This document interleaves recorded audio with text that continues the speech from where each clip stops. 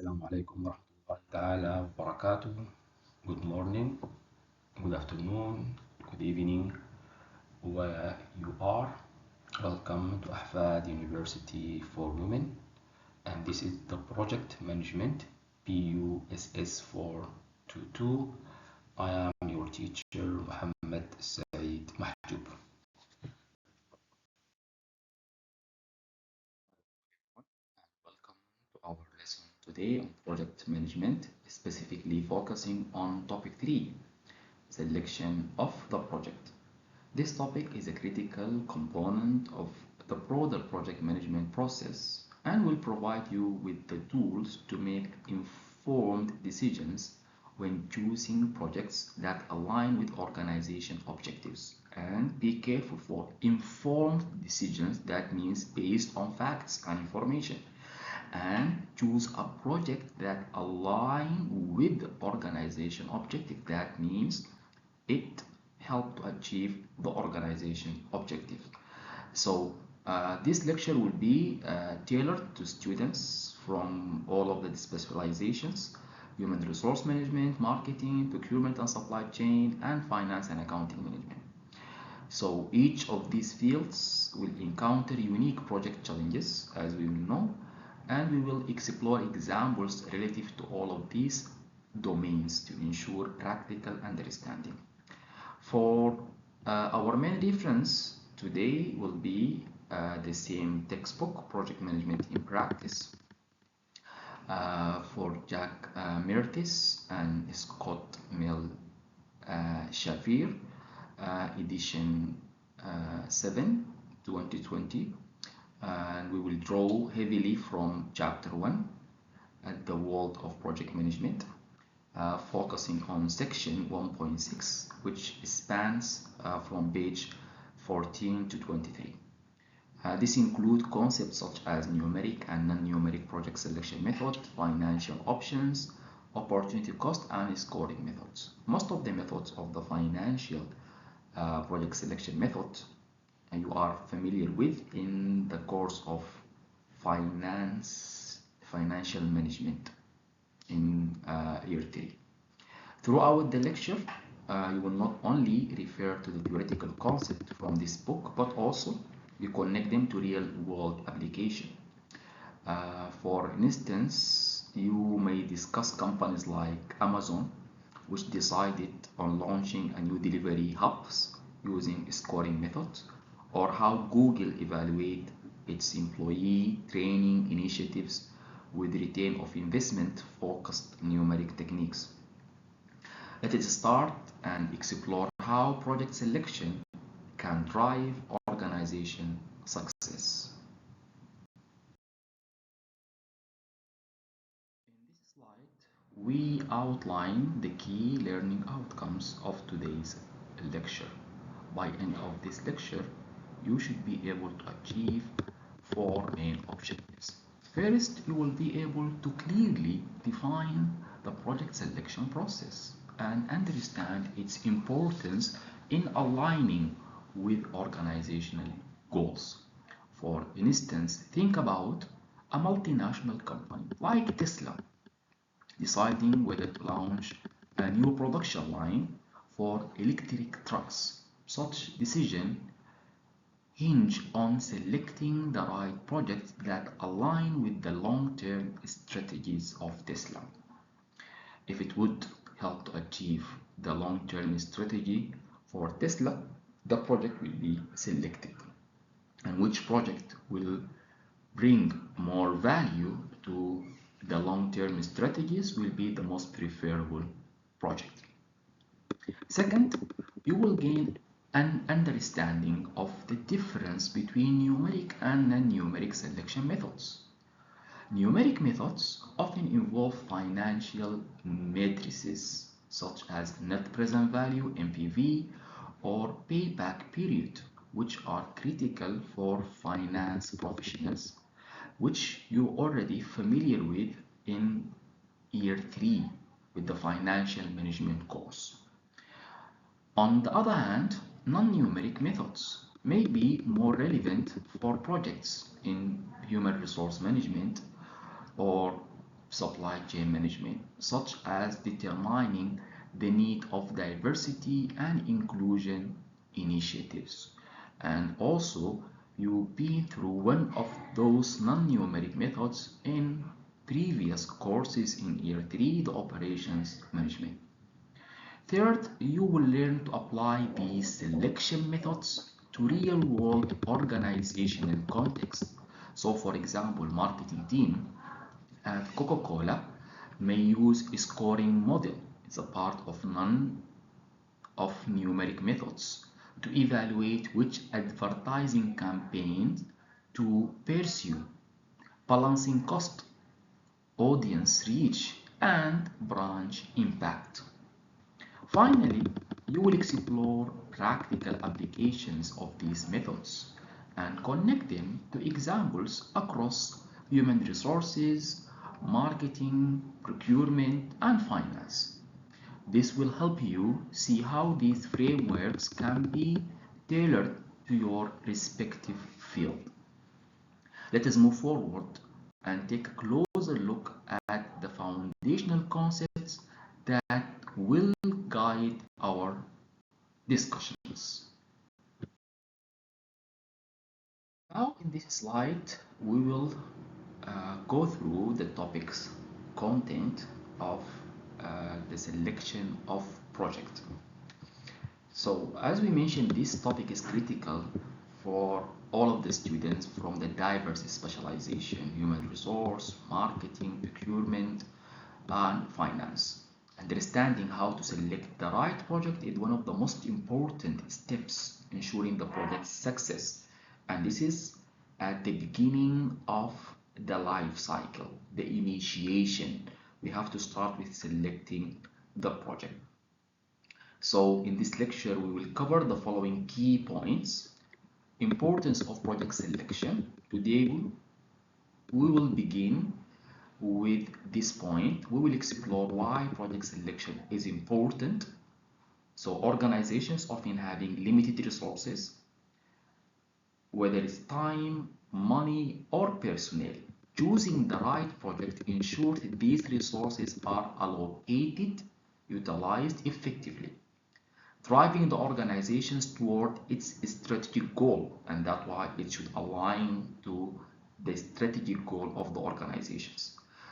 Poor project selection can result in waste resources, missed opportunities, and even financial losses. For example, in marketing context, selecting campaign with unclear return on investment could lead to budget overruns. In procurement, for example, choosing the wrong supplier management system could disturb the supply chain. So effective project selections help avoid such pitfalls by aligning the project with the organization priorities, which is the strategic goals, risk appetite, and available resources. We will discuss how project selection support goal alignment with organizations, lead to increased efficiency, and minimize the risk. This lays the foundation for our next section, where we will examine methods used for selecting projects. Second point is selecting methods overview. It's an introduction to the methods that we will use to select projects. Organizations use various methods to evaluate and select projects. These methods fall into two main categories: non-numeric and numeric methods. The non-numeric methods are qualitative approaches that rely on judgment experience only, no numbers, and alignment with organization goals rather than hard data. The most common numeric method that we will include the sacred cow, the operating necessity, the competitive necessity, the comparative methods. This is what we will discuss in more details in non-numeric methods, along with the advantages and disadvantages of using the non-numeric methods. Second, we have the numeric methods. On the other hand, are data-driven and focused on measurable criteria like cost and revenue and risk. Key numeric methods include payback period, the net present value, the return on investment, internal rate of return, the cost benefits to cost ratio, scoring methods. So by using these methods, organization can make more informed decisions about which projects are most likely to deliver the value. To choose the method depends on the organization objectives, the risk tolerance, and the complexity of the project being evaluated. So we'll also discuss the advantages and disadvantages of numeric method and provide you with a guideline of which the best method to use. In the next section, we will explore how these methods are applied in real organizational context. Application in the context, we will discuss the methods.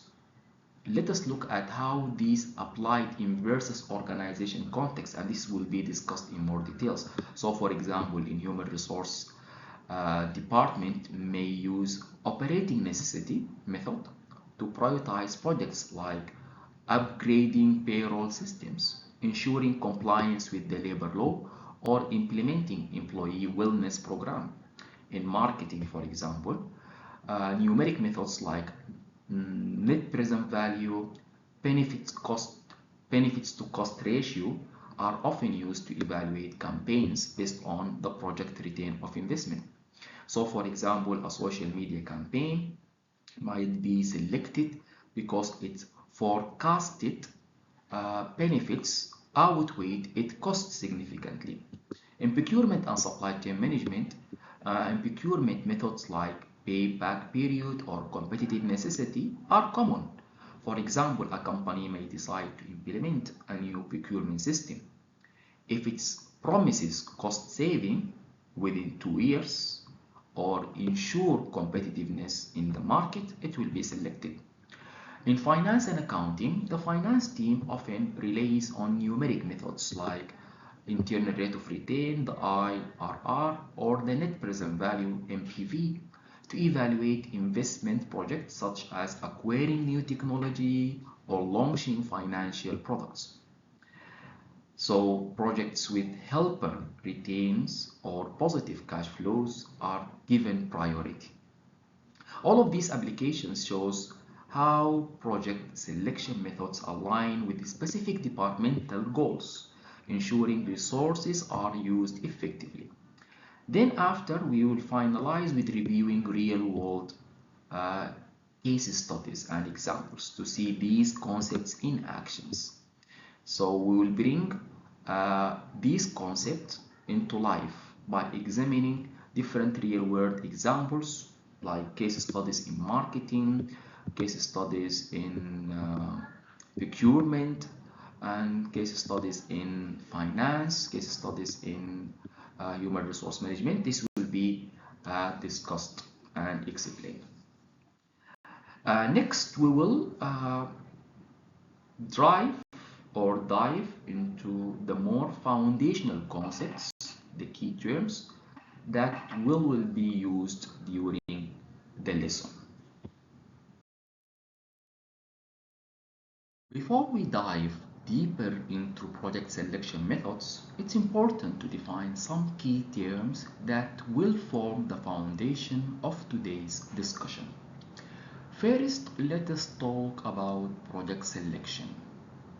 This is the process that means continuous, of evaluating potential projects, a group of projects, to determine which one align with an organization's goals and available resources. And this is very important, the alignment with the goals and available resources. Not about a project that succeed to achieve its objective.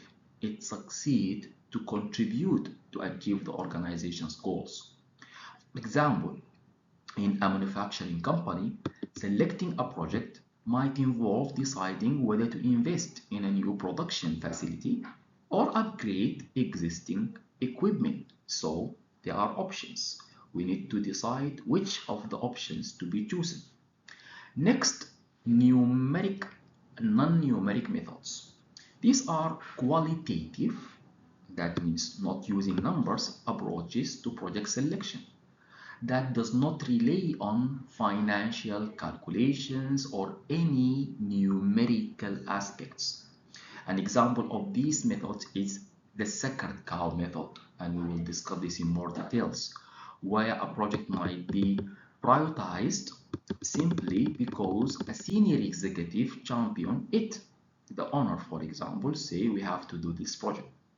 We will discuss its advantages and limitations in more detail later. Now let us go for the last key term, numeric methods. These are quantitative approaches that involve financial matrices like net present value or return on investment, and you are familiar with these types of matrices from the financial management. So for example, a procurement team might use this method to decide between multiple supplier contracts based on cost saving and investment return. The one that will contribute the most cost saving and the highest investment return will be the chosen supplier. Finally, we have the concept of alignment with organizational objectives. And this is a very important concept. This means ensuring that any chosen project should support the company's strategic priorities. The project will not consider successful unless it contributes to the company's strategic objectives. For instance, a human resource department might prioritize projects that enhance employee engagement and retention, while finance department focusing on profitability. So each will have its own contribution to achieve the overall organization's strategic goals. As we go through the lecture, keep these terms in mind and they will help you contextualize the different project selection techniques and their applications in different managerial fields. Now let's begin discussion in details the concept that we are going to discuss. In this slide, we will discuss why selecting the right projects is crucial for the success of an organization. The selection process ensures that resources, including time, money, and talent, people, are used efficiently to achieve the organization's strategic goals. Such mentioned in Meredith and Safir's Project Management in Practice 2022, page 15, and please follow the reference along with the session.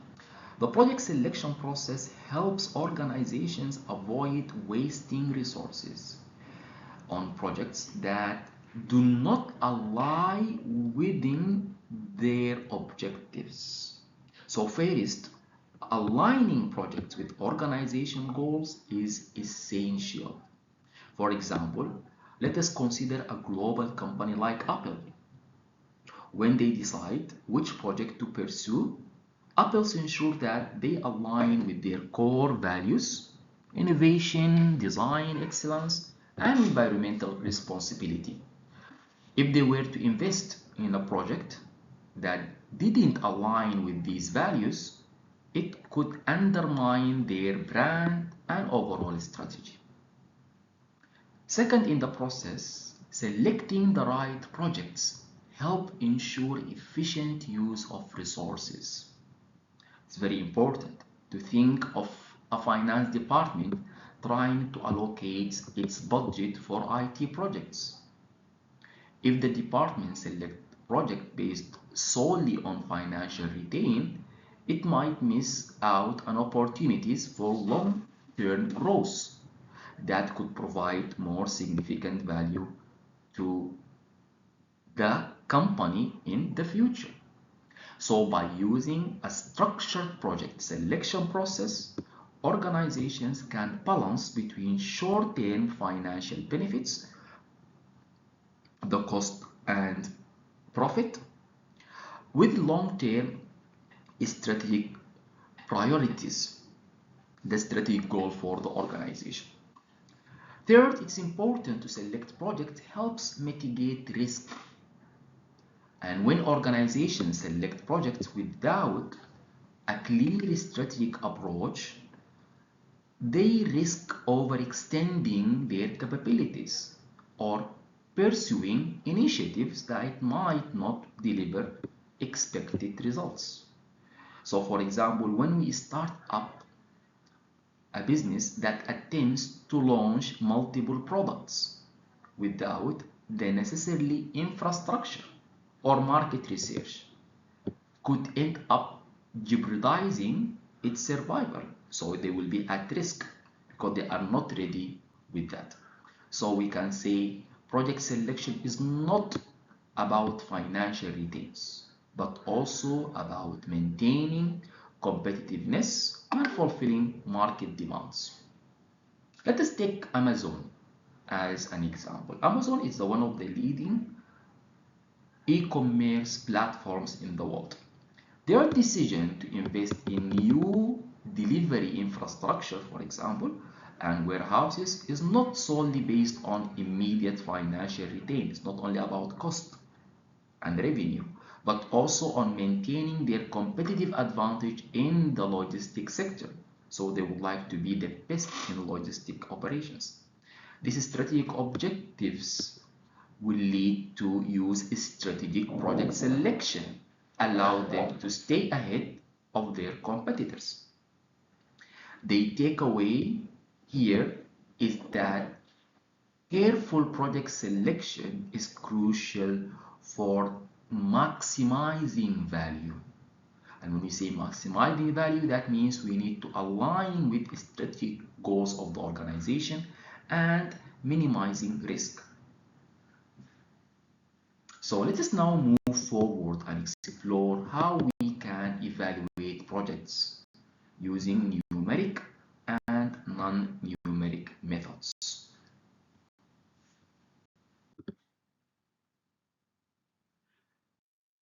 When we say aligning with organization strategy, in this slide we will explore the critical concept of aligning projects with the overall organizational strategy.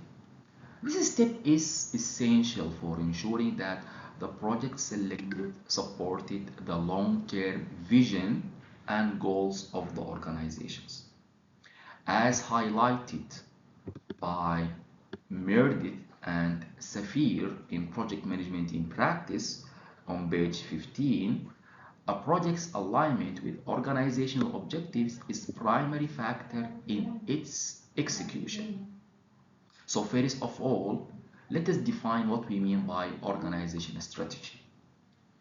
Organization strategy refers to the company's long-term plan to achieve its goals and sustain with growth. And this plan can be for more than 3 years. This includes defining the company's mission, vision, and values, which guide decision making at all of the levels. So for example, take Tesla, the most famous reputed uh, electrical cars manufacturer. They have a strategy focused on innovation, sustainability, and reducing carbon emissions. So every project now Tesla undertake, from producing electrical vehicles to building battery storage solutions, aligns with these strategic goals. So it's very important to align the project selection with the strategic goals of the organization. Now let us discuss how projects are evaluated to ensure that they align with these broader strategic objectives. Typically, this may involve assessing how well the project contributes to the organization mission. Well, let's take another example. For example, Coca-Cola. decided to launch a new beverage, a new drink. It evaluates whether the new product, the drink, supports its mission to provide refreshments and moments of optimism. This is what they declare as their part of their mission to customers worldwide. If the project does not align with this value, it's a refreshment and moments of optimism to customers. That means it may not receive approval by the panel, even if it shows potential for profit, because it's not only about profit, it's about achieving the organization objectives. So moreover, aligning projects with organization strategy helps ensure that resources are allocated effectively. Another example, in the finance department in a large corporation might prioritize projects that align with cost-cutting measures and profitability. But while in the marketing department in the same company might prioritize projects that build brand equity and customer loyalty. So, which project will be selected?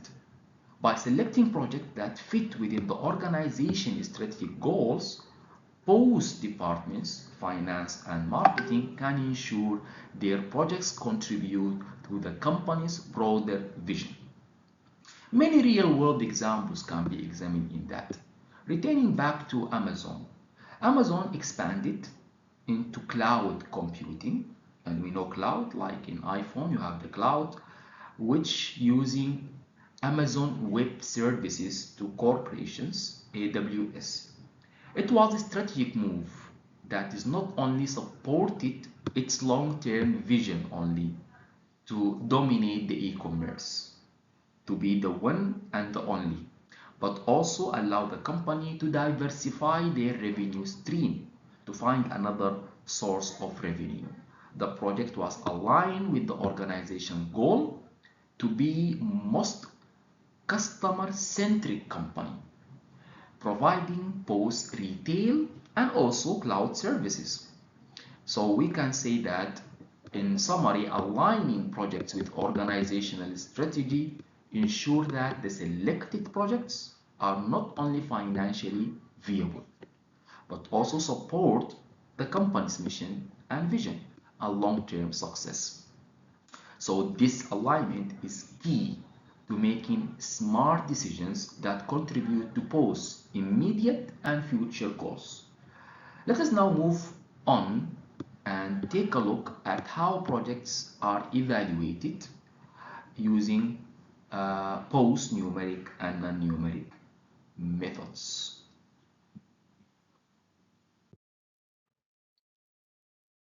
So in this slide, we will talk about the different types of project selection criteria.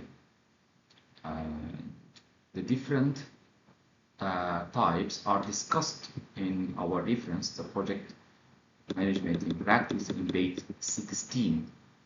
So Merdis and Shafir said that these criteria will serve the foundation for making informed strategic decisions. Very important, this term, informed. That means based on facts and information about which projects to pursue. Let us begin with the first type of the selection criteria, which is strategic fit. This refers to how well project aligns with the organization's overall strategic objectives. Strategic fit ensures that the project supports mission, vision, and values of organization. For example, a company like Microsoft may prioritize projects that enhance its clouding computing capabilities, and this aligns with its strategy to lead in the cloud services market. And the cloud is the virtual storaging services for the data. Strategic fit is crucial because it helps ensure that a project advances the company's long-term goals and help to achieve these goals and does not detract from its core focus.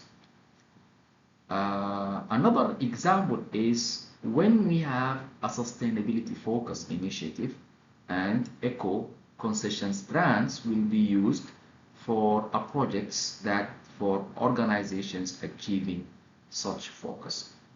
Second criteria is risk and feasibility. The criterion of evaluate the risk associated with the project and the feasibility of its successful completion. So, for example, when an automobile manufacturing like Toyota, Ford, for example, considering developing a new electrical vehicle model, it should assess the risk of technological failure, supply chain disruptions, and market acceptance. They will be accepted by the market while Tesla is leading the electrical car manufacturing. So feasibility studies often include market research, resource assessment, along with the risk analysis to determine if the project can be executed successfully within the budget and within the time. The third criteria is the resource availability. This factor ensures that an organization has the necessary resources, such as human capital, technological resources, to undertake the projects. A good example is when the organization like Google, for example, evaluate whether it can launch a new software tool. So the company needs to ensure that it has the engineers, the infrastructure, and the financial resources to meet project goals. Without these resources, even the most strategically important project could fail. So additionally, projects often evaluate based on return on expected investment. So for example, a financial service may select an IT infrastructure to upgrade projects based on expected return, ensuring investment will lead to increased efficiency. So reducing the cost is a core focus, and improving the service delivery also will be a focus. So here the return of investment, the higher return of investment, the more likely the project will be selected for approval. Also, we may consider the market demand as another key criteria. This is especially important for customers-focused industries, like for example Apple, when they constantly assessing the market trend and the customer feedback to decide the new product to develop. It's whether it's from customer demand for a new type of wearable devices, for example, Apple will prioritize the project that best meets this demand. So, in summary, we can say that project selection criteria like strategic fit, risk and feasibility, resource availability, expected return of investment, and market demand help organizations evaluate projects in a way that align with both their immediate needs, short term, like customer satisfaction, meeting the customer needs, and long-term objectives. So this framework enables decision makers to prioritize ranking the projects that will drive the most value while managing potential risk. So let us move on to see how it's important to involve the stakeholders in decision making. So stakeholders are those are interested in the projects that the organizations will develop. In this slide, we are going to discuss the critical role that the stakeholder involvement plays in project selection process.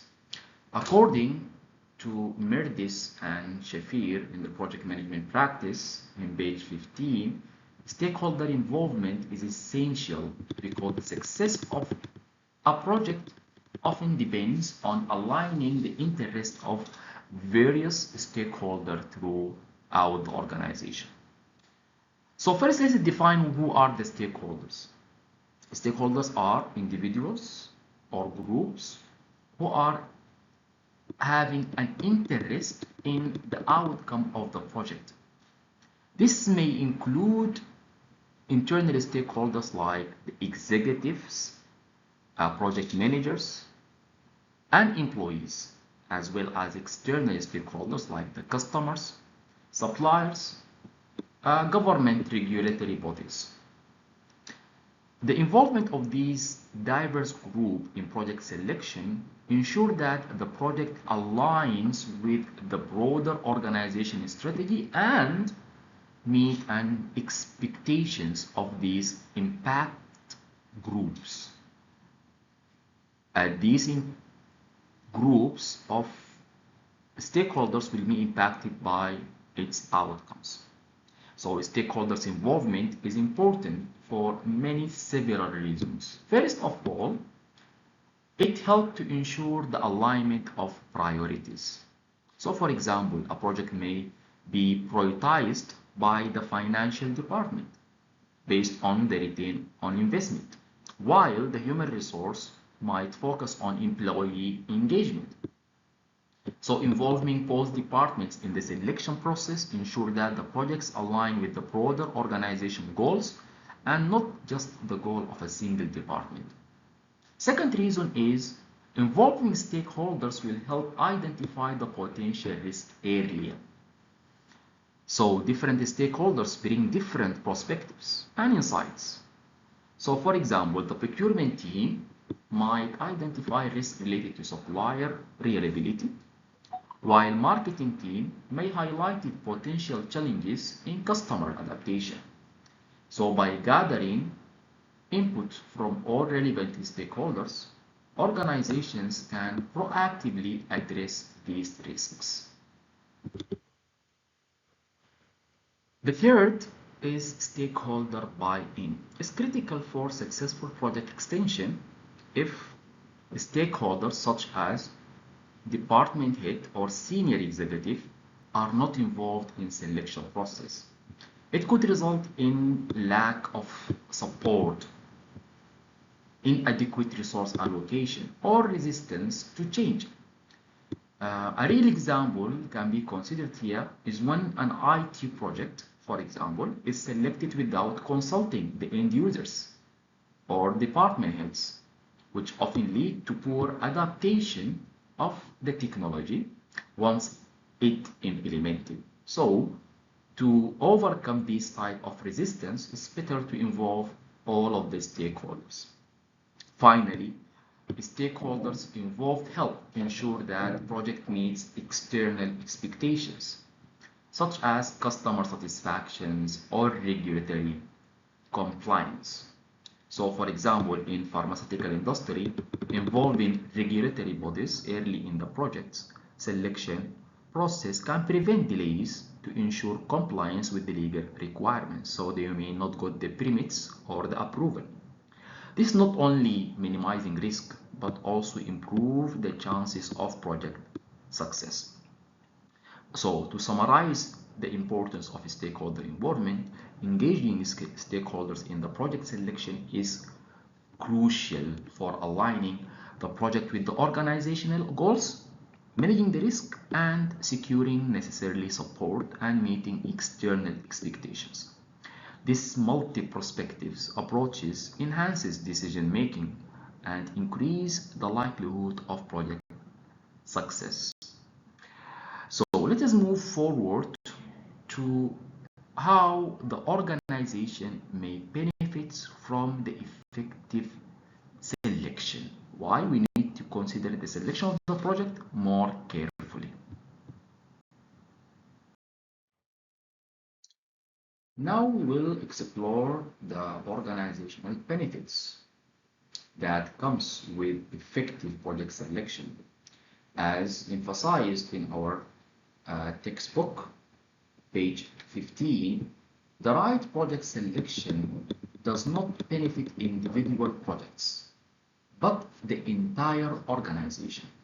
By choosing the right project, companies can achieve better outcomes in terms of profitability, efficiency, and strategic alignment. Let us start with the first major benefit, enhanced profitability.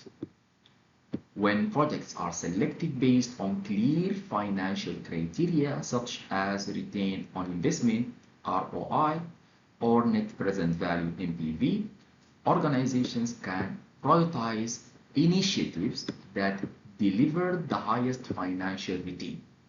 So, for example, a company like Google uses data-driven project selection processes to focus on high impact, high return initiatives. So like Google Ads, which contributes significantly to the overall profitability.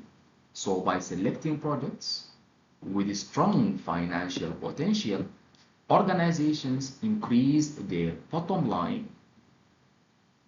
Second, effective project selection leads to improved employee morale. When employees are involved in projects that align with the organization's goals and values, they are more likely to feel motivated and engaged.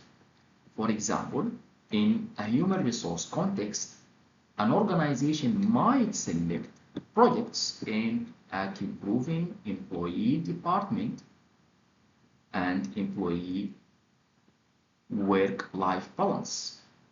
So employee development may be improved also with the projects because it will provide them with more experiences. So when employees see that the company is investing in their well-being, it boosts morale, reduces turnover, and enhances productivity. Third, the selection of right project help ensure stronger customer satisfactions. So by aligning projects with customer needs and preferences, organizations can deliver products and services that truly meet market demands. For example, when Apple launches the new iPhone, it is based on true market research and feedback from customers, ensuring that the new model offers features and improvements that will delight customers and make them happy and build brand loyalty. So in this aspect, effective product selection keeps the customers at the heart of decision making of the organization, which is the key long-term business success. Another organization benefit of effective product selection is that it helps organizations better manage their resources. By selecting projects that align with the strategic priorities, organizations can allocate their resources such as time, money, and human capital more efficiently. Here we can take Tesla, for instance. So it can select projects that optimize production processes or improve supply chain management. So by ensuring that their resources are used to drive innovation while minimizing waste and redundancy. So here we can ensure a better utilization of the available resources within the organization that can lead to achieve the high return for the organization. Finally, a strategic approach to project selection help organizations stay competitive in their industry. So when we look at Amazon's, there are constant evaluation of new technologies and expansion projects allow them to stay ahead in their competitors, whether it's through technological innovation or optimizing its distribution network. Amazon's project selection process is designed to maintain its leadership in the retail and technology sector. So now it's the most competitive company in this sector. So we may say that in summary, the benefits of effective project selection are vast, from enhancing profitability and labor morale to improving customer satisfactions, and resource management, the right selection process help organizations thrive thrive in a competitive marketplace.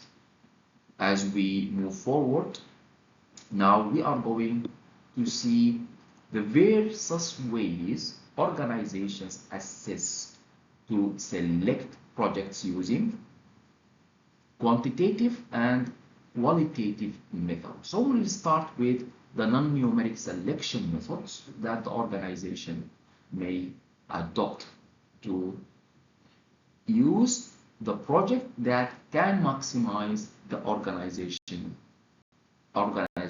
benefits.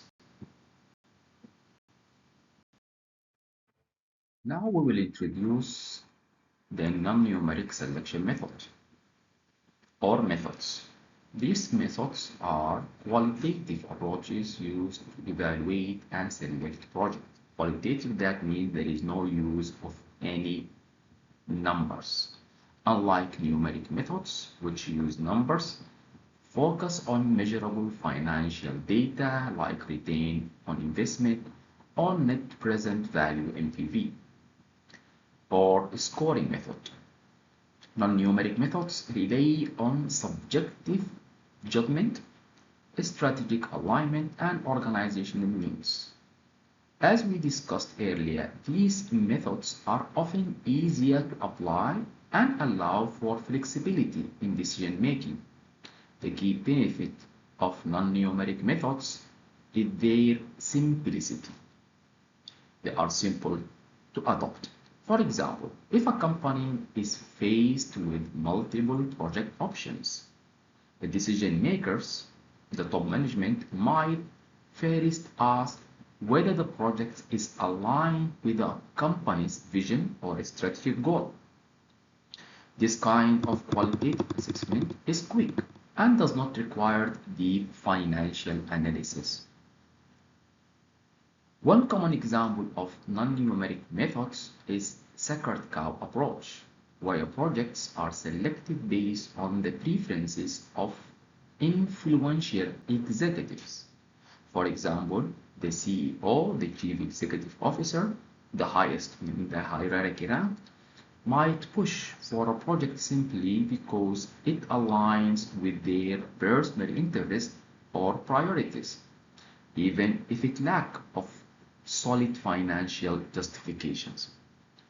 While this method can sometimes lead to successful outcomes, it can also result in inefficiencies or biases, especially if the project does not align with broader organizational goals. Another non-numeric methods also will be discussed in a while, like the operating necessity, comparative benefits, production necessity. So in summary, we can say numeric methods are valuable tools when financial data is either unavailable or not the most important factor in project selection. While they are not as rigorous as numeric methods, they are useful for projects that are difficult to quantify, such as those that enhance company culture, social impact, or regulatory compliance, which are never been able to measure them. These methods provide flexibility and speed in decision making, but they also come with challenges of subjectivity and potential bias in how projects are evaluated. So let us now move on to explore the specific non-numeric methods in more details. Discussing the different methods of non-numeric selection methods, we'll start with the sacred cow non-numeric selection method. This is a project selection approach where a project is chosen primarily because it's championed or supported by a high-ranking executive like the CEO, the Chief Executive Officer, the President, the owner, or a board member, regardless of its financial or strategic merit. This is mentioned in our project management in practice reference in page 16. This method often bypasses objective criteria in favor of leadership influence. The second cow method is typically driven by personal preferences or political considerations rather than a structured, data-driven evaluation process. For instance, a project might be initiated simply because it's personally important to a top executive or the owner, or because it's aligned with their vision of the company. An example of this could be when a founder of a technical startup wants to launch a new product line that reflects their personal values. Even if market research suggests there is a limited demand for that product. While the Sekarkao approach can be effective when it aligns with the company's broader goal or help push innovation, it also can introduce significant risk. So for example, first, this method often lacks objectivity, which can lead to bias. For example, a high-ranking executive might push for a project that they are personally passionate about, but this would ignore input from other stakeholders, like the finance department, who might see it as a financial risk or unprofitable. Another example for a second car project would be a large-scale corporate rebranding initiative endorsed by the CEO, even if it's not backed by the customer demand or strong marketing analysis. So in some cases, companies have undertaken expensive rebranding efforts in the place of high-level executive. So only to find that the new brand didn't resonate with the customers or improve sales, but still it's implemented because it's the top management preference. However, there are instances where the sacred cow method can yield positive results. So for example, when Steve Jobs pushed for the development of the iPhone, it took 3 years to do this. There was little market research backing such an investment initially, yet his vision and determination led to one of the most successful products in tech history. In this case, the project was aligned with Apple's long-term strategy, and the bold decision paid off, transforming the entire mobile industry. So we may say that while the second cow methods can sometimes lead to breakthrough innovations and visionary leadership, it's essential to balance executive influence with practical, data-driven decision making. Leaders should ensure that projects championed under this method is still aligned with the organization's goal and are feasible, even if they originated from the top management approach. This will help mitigate risk and avoid projects that might not provide expected value.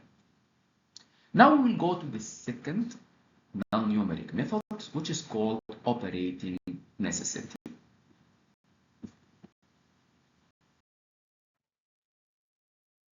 The operating necessity is the second non-numeric selection method.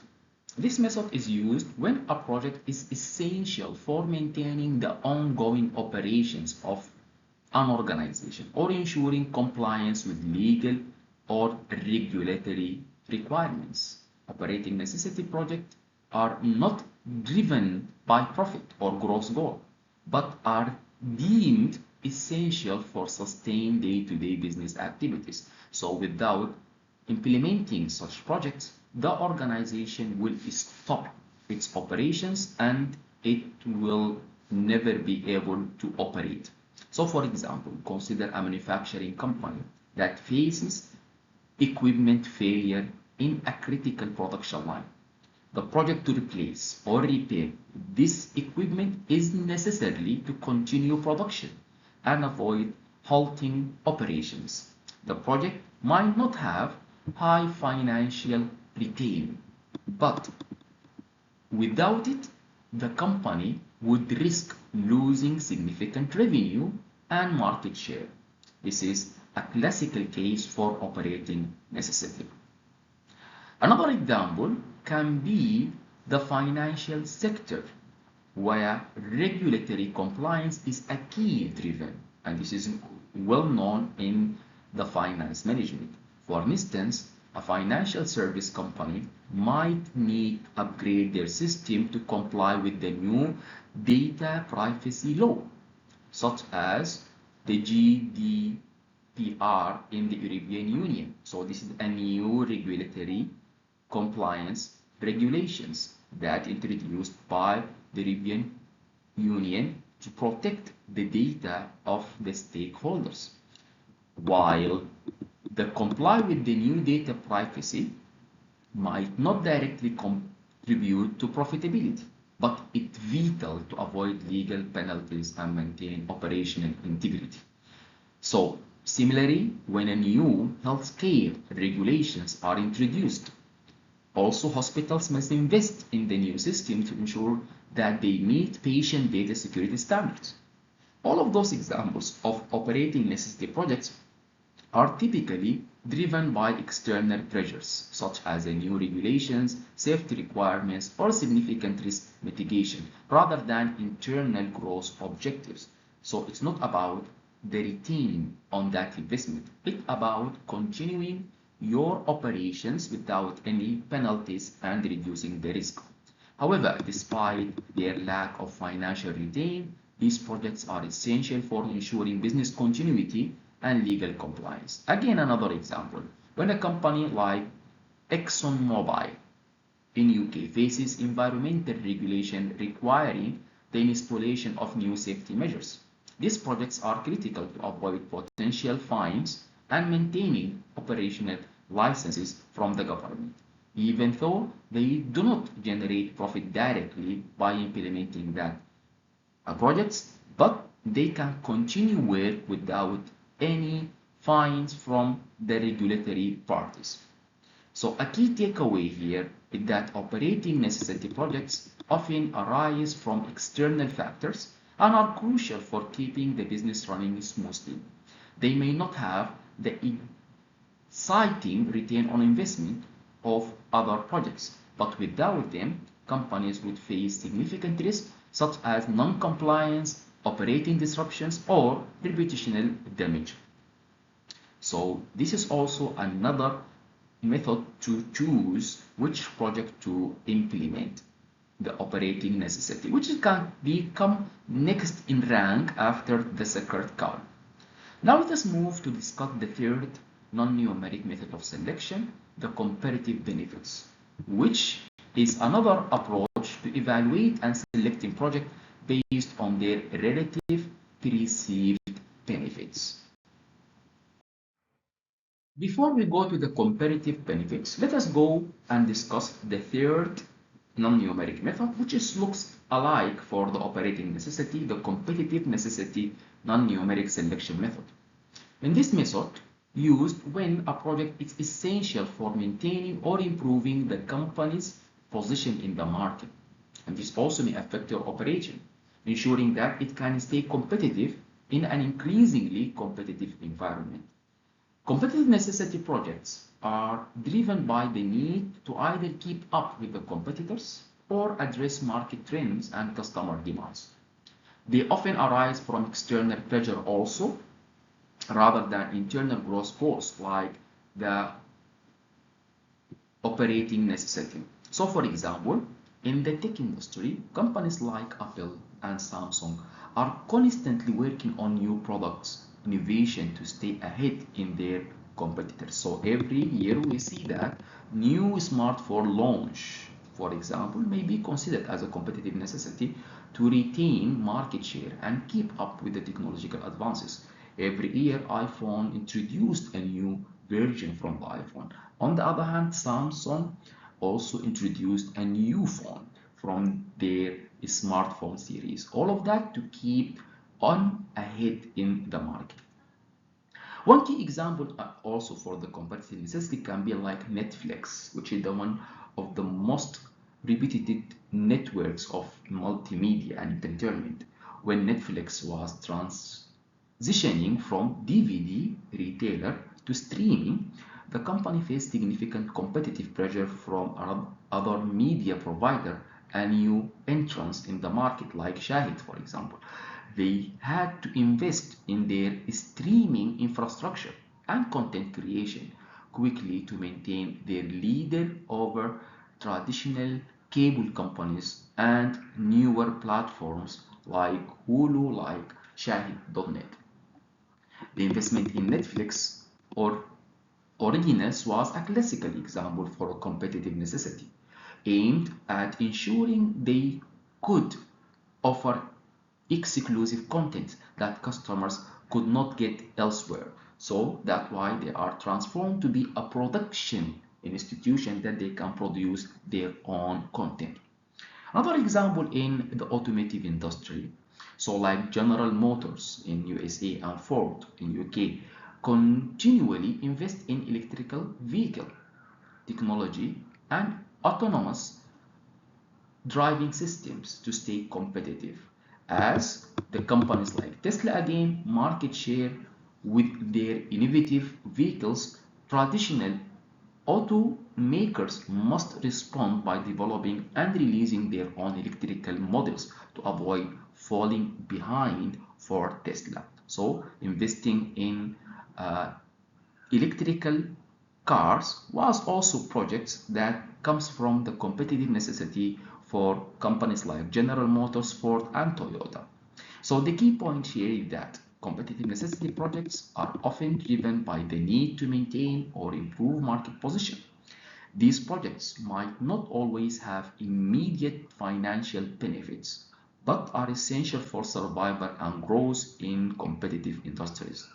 Companies that fail to undertake these projects may lose their market position or fall behind their competitors, and Nokia was a kind of such companies, where they lose their position to other companies like Apple and Samsung. So we can conclude that competitive necessity projects are vital for businesses that want to maintain relevance in their industries. Whether it's through innovation, addressing customer needs, or keeping up with competitors, these projects help ensure that organizations stay ahead of the curve and do not get left behind. Now it's a time to go to the comparative benefit method, which evaluates projects based on perceived benefits and how they rank in importance relative to other projects. The fourth method we will discuss now is the comparative benefits non-numeric selection method. This method involves evaluating multiple projects by comparing their benefits, typically through subjective judgment or qualitative criteria. Unlike numeric methods, which rely on measurable financial data or scoring, comparative benefits focus on the relative perceived advantages of each project. And here the experts evaluate the projects in terms of their benefits subjectively, part of their experts' experience. The comparative benefits method is useful when you have several projects that align with the organization goals, but might differ in terms of their impact or scope. In such case, decision makers can rank projects based on how beneficial they are to the organization. These benefits might include factors like customer satisfaction, employee morale, social impact, or alignment with long-term strategic objectives, which all are subjectives, cannot be measured numerically.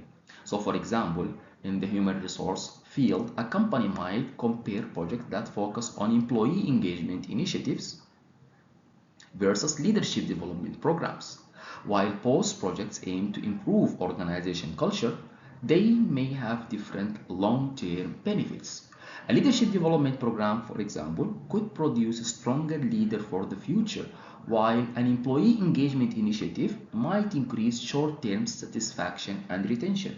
So, using the comparative benefits, human resource department leader can weight which project will bring the most value to the company based on its current needs. Another one in the marketing sector. Consider a company deciding between two marketing campaigns. One focused on brand awareness and the other aimed at driving direct sales.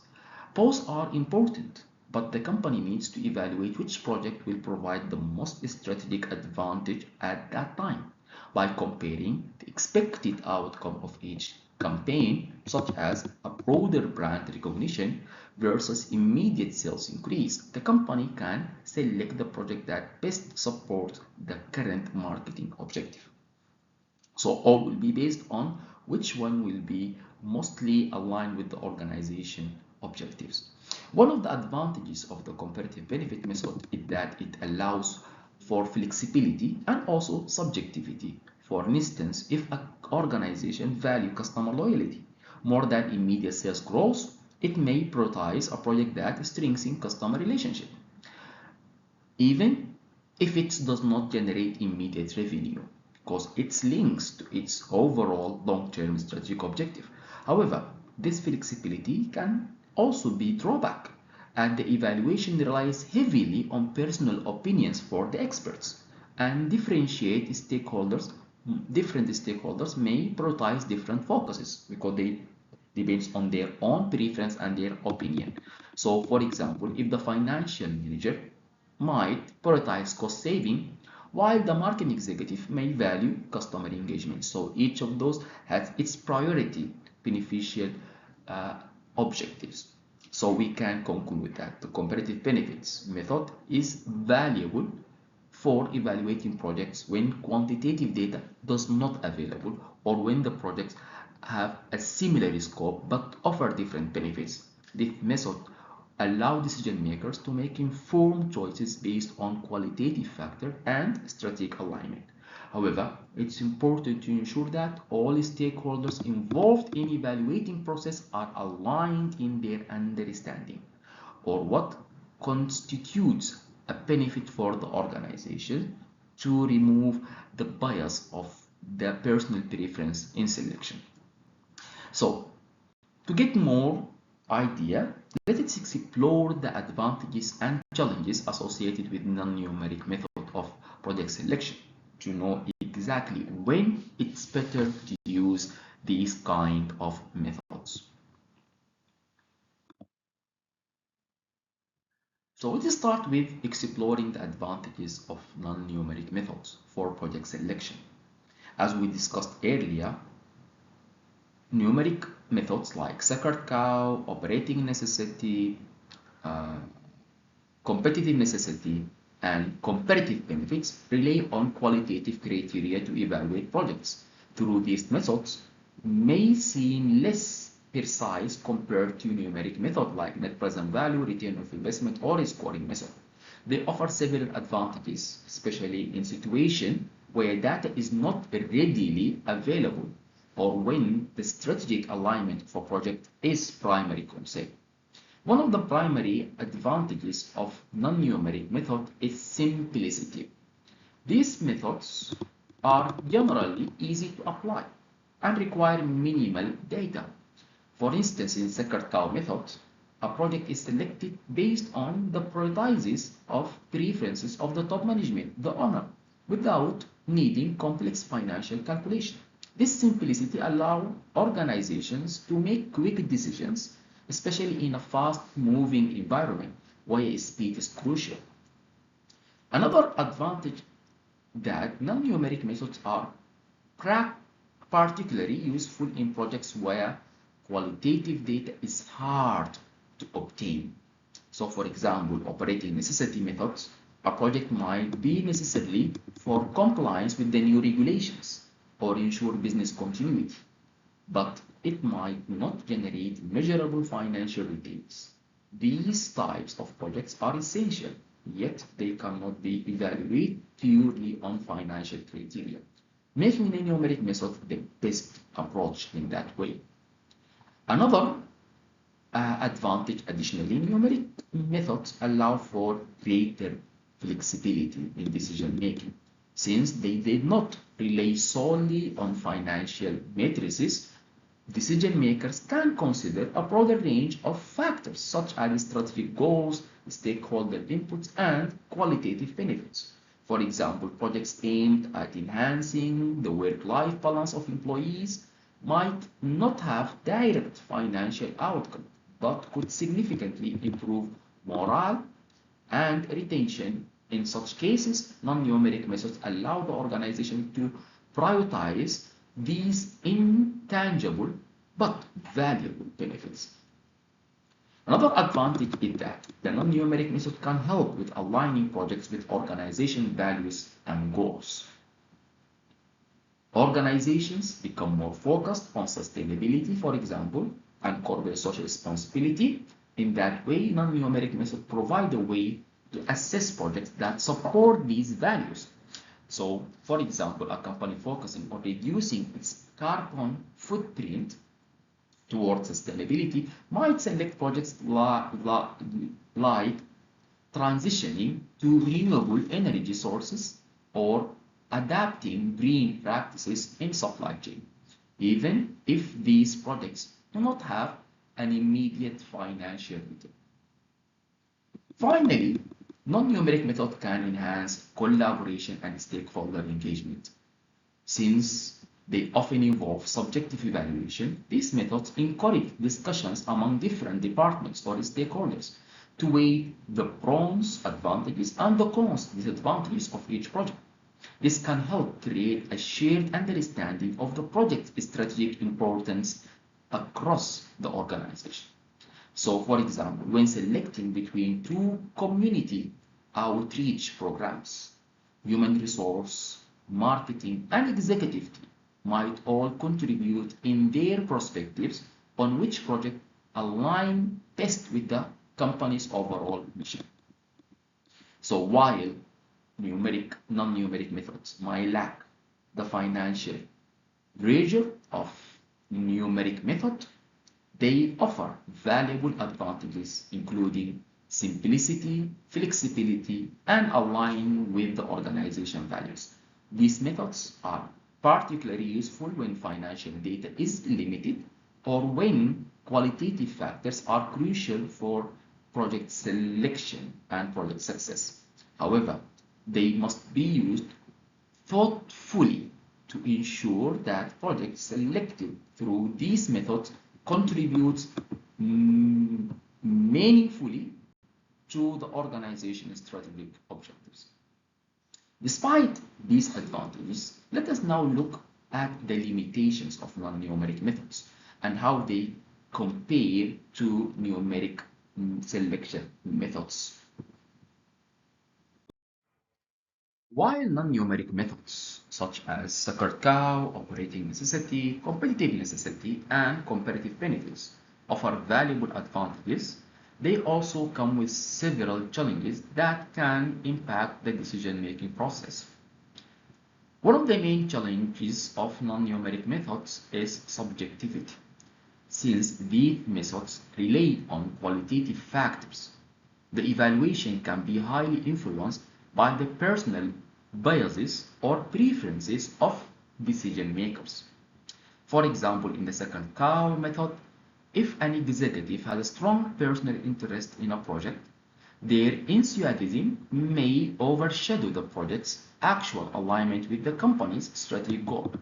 This can lead to decisions that are not entirely objective, potentially resulting in misaligned projects that do not provide expected value to the organizations. Another challenge is the potential of lack of consistency in project evaluation. Non-numeric methods are often based on personal judgment, which means that different decision makers might prioritize different factors when evaluating a project. For example, one manager might place a high value on the potential for customer satisfaction, like in marketing, while others might prioritize the strategic importance of the project. Without a standardized framework, This inconsistency can lead to uneven or unfavored project selection, especially in organizations with multiple decision makers or diverse departments. Additionally, difficulty in comparing projects is another limitation or challenge for non-numeric methods.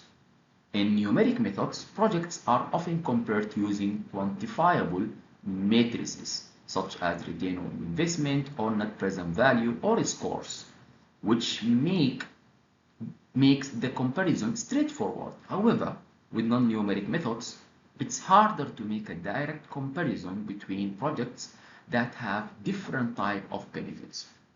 As for example, a project that focuses on improving employee morale might not have the same clear financial matrices as the project that increases production efficiency, while the morale boosting project might provide significant long-term benefits. Comparing these two projects using non-numeric methods can be subjective and challenging.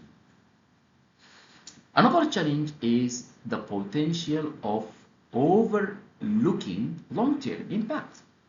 Non-numeric methods often focus on immediate or short-term benefits, such as responding to operational needs or addressing a high-ranking executive priorities in second cow. However, they may overlook the long-term strategic value for a certain project. As on HR department, for example, they may prioritize a project that increases short-term employee engagement, but fail to consider how this might impact on long-term talent retention. Without a more structured approach, the organization might miss out on projects that offer long-term growth or innovation. Finally, we can say that non-numeric method can sometimes lead to conflict or poor stakeholder buy-in because these methods are often based on subjective evaluation. There can be disagreement among stakeholders about which project should be prioritized, as each stakeholder has his own beneficial prioritization. For instance, if one department favors a project that is personally important to them, but does not align with the organizational overall strategy, it can lead to tension and lack of consensus. This makes it important for organization to ensure that there is a clear communication and alignment among key stakeholders before making a decision. So while non-numeric methods are useful for certain types of projects, they come with challenges such as subjectivity, inconsistency, difficulty in comparing projects, and potential conflict among the stakeholders. These methods can work well in certain contexts, but they need to be applied carefully to avoid these pitfalls. In some cases, a hybrid approach that combines both non-numeric and numeric methods, which will be discussed in the upcoming slides, may be the most effective solution, balancing the strengths of both approaches. Now, as we discussed the challenges of non-numeric methods, now let us go and explore the numeric methods of selection, which are grounded in quantitative evaluation and offer a different approach to project selection. Now we are going to introduce numeric methods of selection. Numeric methods are opposed to non-numeric methods, are based on quantitative data, which make them more objective and measurable.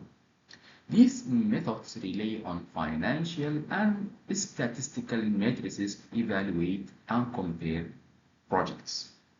As you will see in our reference project management in practice, numeric methods help organizations make decisions that are grounded in data, providing clear insights into the financial and operational implications of various projects. One of the key advantages of numeric method is objectivity.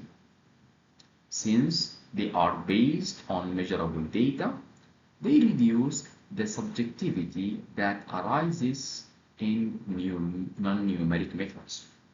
So, for example, when evaluating whether to launch a new product, numeric methods like net present value (NPV) or internal rate of return (IRR), which we are familiar with from the course of the financial management in third year, can provide clear financial matrices to help decision makers assess the project's potential for profitability. This is particularly useful in large organizations where decisions need to be based on quantifiable results. Another important aspect of numeric methods is that they allow for comparability between projects. Unlike non-numeric methods, as we discussed, which can sometimes be difficult to compare due to their reliance on subjective adjustment, numeric methods provide a common financial language that make it easier to evaluate multiple projects. For example, if a company is choosing between two projects, one focused on infrastructure investment and another on new product development, numeric methods can help directly compare the expected financial returns for both projects using matrices such as return on investment or payback period. So, numeric methods are also provide a structured framework for decision making. This allows organizations to make decisions based on specific criteria such as cost, return, or profitability, which can help ensure consistency and alignment with financial goals.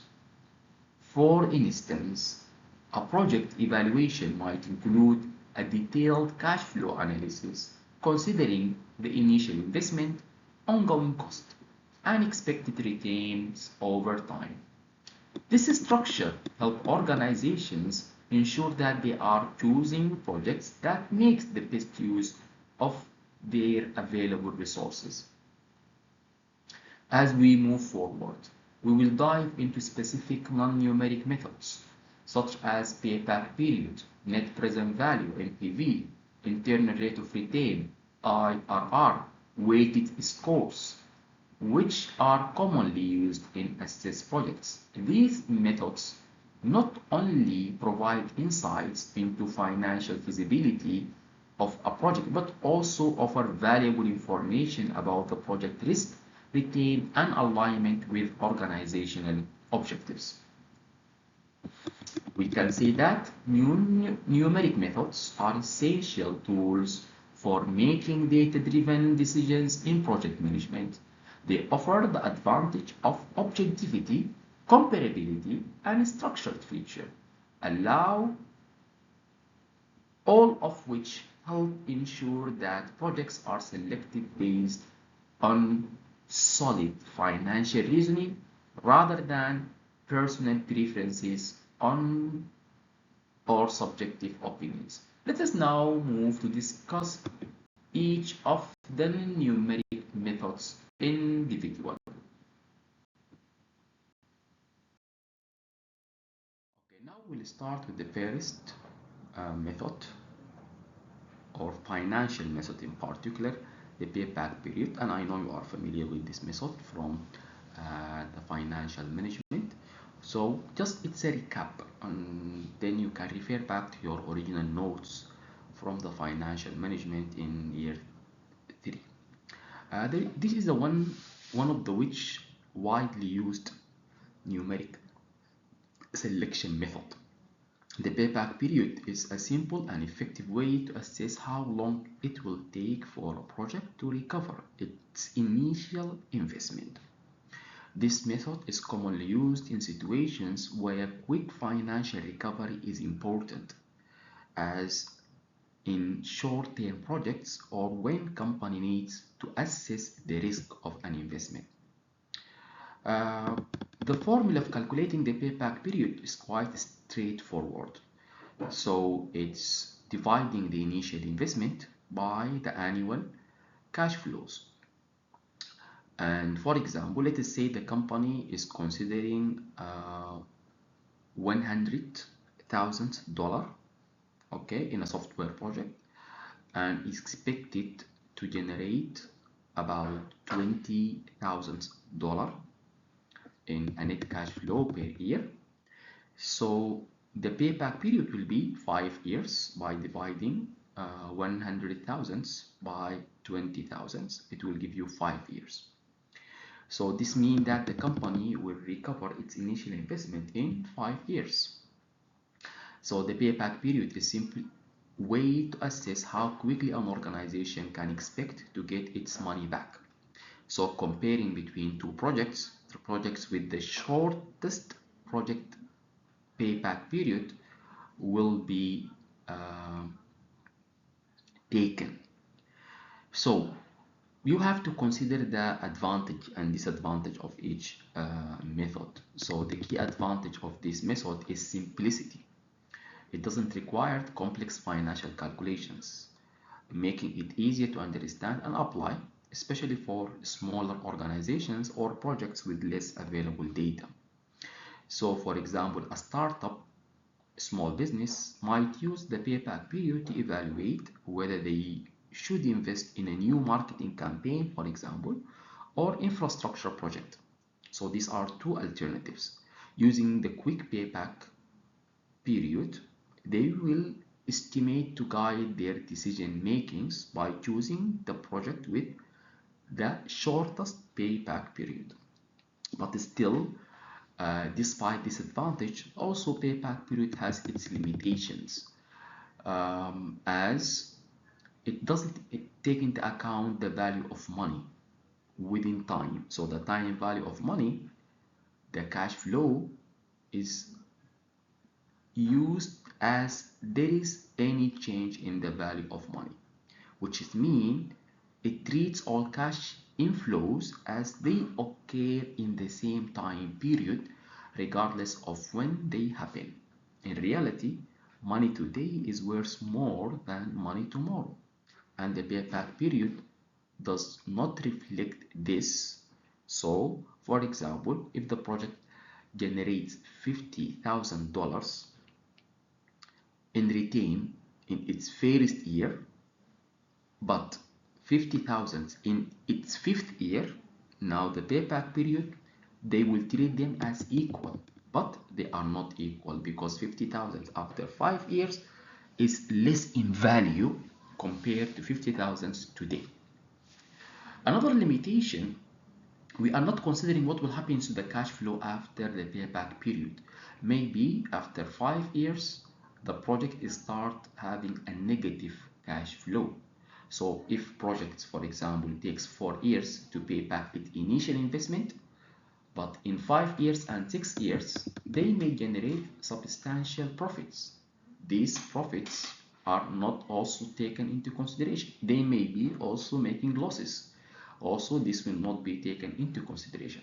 This can lead to a situation where a project with a longer term return is dismissed in favor of a quicker payback option or vice versa, which might not always be the best decision for long-term worth and growth for the organization. So if you would like to consider this in more detail, consider a company in technology sector which is deciding where to invest a new server. So if you consider that the initial investment is 500,000, write it down. Okay, write it down with me. 500,000, and the company expected annual saving 100,000.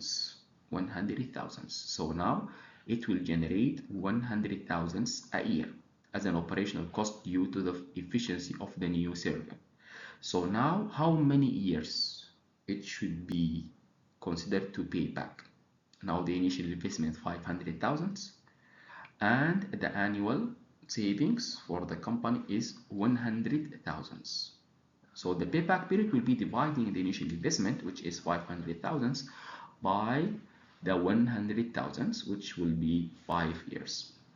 So The company knows that it will recover the investment in 5 years, but they may not consider how much more profitable the server could make after the 5 years, how long it can work after the 5 years, how inflation might affect the value of this saving over time. Also, 100,000 today definitely is more valued than the 100,000 after 5 years.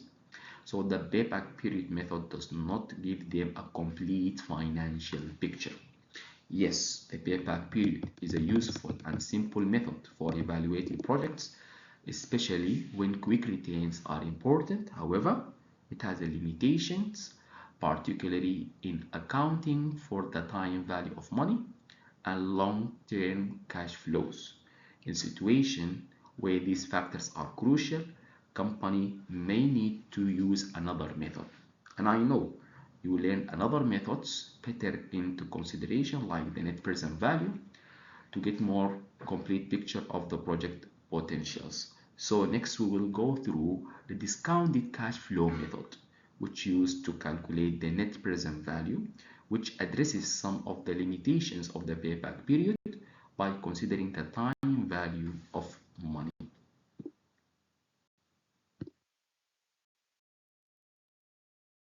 Now we'll cover the two related numeric selection methods, a discounted cash flow and net present value. Both of these methods are used to evaluate financial feasibility of projects by accounting for the time value of money, which is overcoming the limitation of the payback period. These methods help organizations understand the true value of future cash flows, considering that money received in the future is worth less than the money today. Let us begin with the discounted cash flow, DCF. The concept behind the DCF is that the future cash flow are worth less than current cash flows because of the opportunity cost of capital. Basically, the potential return that could have been earned if the money were invested elsewhere. So the discounted cash flow adjusts future cash flows to reflect this decline in value by a discount rate, which is the interest rate that typically reflects the company's cost of capital or expected rate of return or the market interest rate. The formula of the net present value, which is a direct application of the discounted cash flow method, is as follows. The net present value equal to I naught plus the summation f of ft divided by 1 plus k to the power t, where I naught is the initial investment, which be negative because it's outflow, and the ft is the net cash flow in that specific period, and the k is the discounted rate, which is the required rate of return or the hurdle rate or the interest rate in the market, and t is the time period, and usually it comes in according to the time period, and n is the numbers of period life of the project. So consider this example. Now, if the company is considering a project that requires an initial investment of $20,000 and it's expected to generate annual returns of 50,000, make it equal, okay, for 5 years. Definitely the cash flow may be vary more or less. They are not equally likely, but for simplicity now, we consider they are equal. And the company's cost of capital or the rate of return or the interest rate in the market is 10%. We would calculate the net present value now by discounting each of the future cash flows by 10%. And I know you are familiar with this in the financial management. For the detailed calculation, refer back to the reference on page 18 to know exactly how the net present value is calculated. This will provide a more accurate picture of the project's true value in today's term. So if the net present value is positive, that means the project makes profits, and then the project will be accepted. But if the net present value is negative, that means we are not being able to recover the initial investment, so the project will be rejected. Let us look at the net present value specifically now in more details. The net present value takes into account all the future cash inflow and outflow. That's why we are coming with the net cash flow, adjusting them by the discount rate. The net present value formula adds the discounted flows of cash over the project life cycle and subtract them from the initial investment, which is negative. So, as I mentioned, a positive net present value indicates that the project is likely to generate value beyond the cost of the capital, making it a good investment. On the other hand, a negative net present value suggests that the project will not generate sufficient returns to justify this investment. Now, return back to our example. What do you think? If this project will be accepted or rejected? So, calculate it and then check if it's accepted or rejected. Another example that we can say on that, if the same projects, now we mentioned earlier, instead of having $50,000 annually for 5 years, okay, now it being expected to be 25,000. So now what will be your decision? Again, we considered in this example that the returns are 50,000 for 5 years. Now imagine the cash flow is not 50,000, it's 25,000. Now recalculate. So after discounting the future inflows, now I would like you to decide. The company can decide whether the project is worth pursuing or no, it should reject it. Okay, so this kind of using the discounted cash flow and the net present value has a very important advantage, which is taking into account the time value of money, a key consideration in making long-term investment decisions, which wasn't considered in the payback period. So for example, if a company has the option to invest in a new warehouse or a marketing campaign, now it should consider the net present value of the both projects and then to compare the potential returns from both projects while factoring in when the returns are likely to be occur, the time. If the marketing campaign, for example, offer faster return but the warehouse will provide long-term savings, the net present value methods gives the companies a clear understanding of which option create more value in terms of which option will create a highest net present value. So the one with the highest net present value will be taken. However, despite that the net present value is not without limitations, the accuracy of the net present value calculations depends heavily on the assumptions that made about the future cash flow and discount rate. It's in the future, so we are expecting these cash flows. It's not real cash flows. So if estimate the cash flows are obviously optimistic and the discount is very low, the discount rate, the interest rate, or the rate of return, the net present value may mislead the decisions makers into accepting a project that may not meet their expectations, because again it's about forecasting. Additionally, selecting the right discount cash flow can be tricky. If it's too high, it might miss out an opportunity of a profitable project. If it's too low, it might accept a project that ultimately does not provide enough return. So it's the limitation of the net present value, the assumptions about the future cash flows, and the discount rate. So we may say that the discount cash flow and the net present value are powerful methods for evaluating projects because they discount the time value of money and provide a clear data-driven assumptions of a project's potential profitability.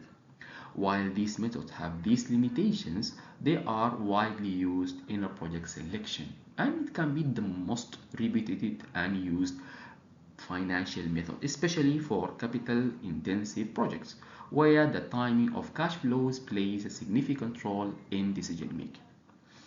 Another method that we will move on is the internal rate of return method, which provides also a rate of return that makes the net present value equal zero. So now in the state of discounting, in a known discount rate of return, now I need to know what is the rate of return that will make the net present value equal to zero, offering another perspective on project profitability. Also, you are familiar with the internal rate of return in your financial management course. And here we'll explore the internal rate of return, which is another important numeric selection method used in evaluating projects. The IRR, as been abbreviated, is the discount rate that makes the net present value equal to zero. In other words, it's the rate at which the project expected cash inflow and outflow break even. The use of the internal rate of return provides a clear indication of the profitability of a project. So if the internal rate of return is higher than the company required rate of return, or the cost of capital, or the interest rate, the project is considered to be financially viable. On the other hand, if the internal rate of return is lower than the required rate of return, then the project might not be worth pursuing. So the formula, it can be simple. The same formula of the net present value, which is supposed to be equal to zero. So what is the discounted rate, okay, that can make the net present value equal to zero? Now, moving back to a project that generates $3,000 annually for 6 years with the initial investment of $100,000. Now calculate the internal rate of return, okay, using that the net present value via the K, which is the rate of return, is unknown and we need to calculate it. And I know you are familiar also with this calculation, which is rely on try and error until we come with the specific internal rate of return. So if the internal rate of return is more than the market rate of return, the project will be accepted. But if it's less, the project will not be accepted. This method has an advantage, which is it provides a percentage return on the project, which is easy to interpret and compare to other projects or investment opportunities. Always using percentage is removing the currency, the value of the money. In instance, for example, if the internal rate of return of a project is 15% and the company's required rate of return 10%, that means the project is expected to generate a return higher than the company's cost of capital, making it a potentially good investment. So we compare percentages. So companies like Apple or Google always use the internal rate of return to evaluate capital investment projects, such as opening a new stores or developing new technologies. So Apple, for example, if it's considering a new retail store that should be opened in one country, the expected rates from the store's operation would be discounted by the internal rate of return. And if the internal rate of return is greater than their cost of capital or required rate of return, then the project will be approved. But despite that, there are limitations to the internal rate of return.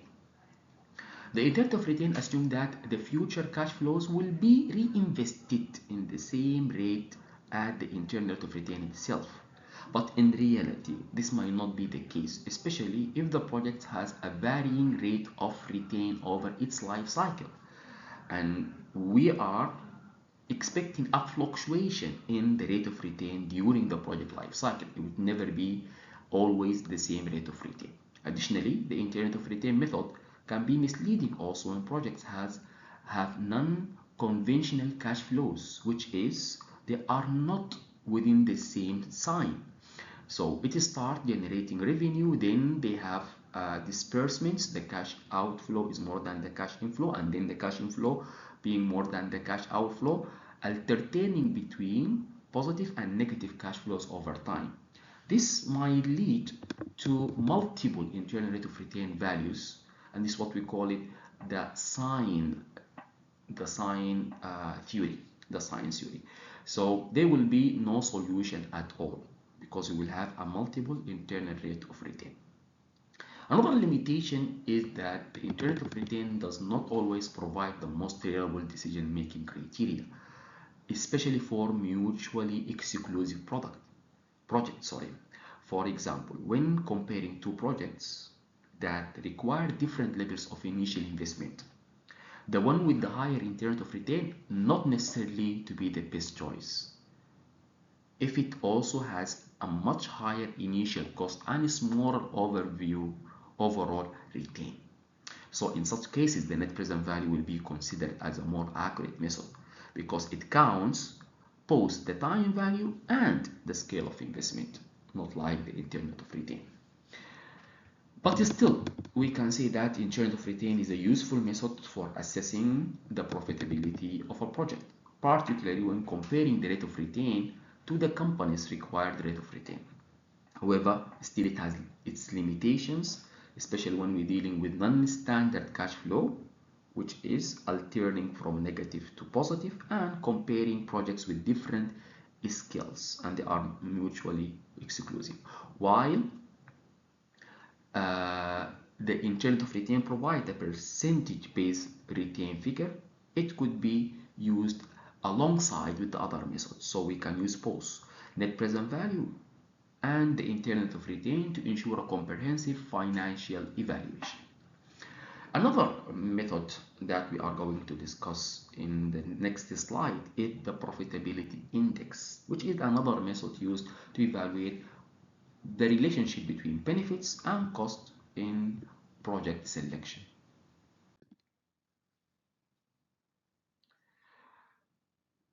The profitability index, which we are considering now, is another important matrix used in project selection.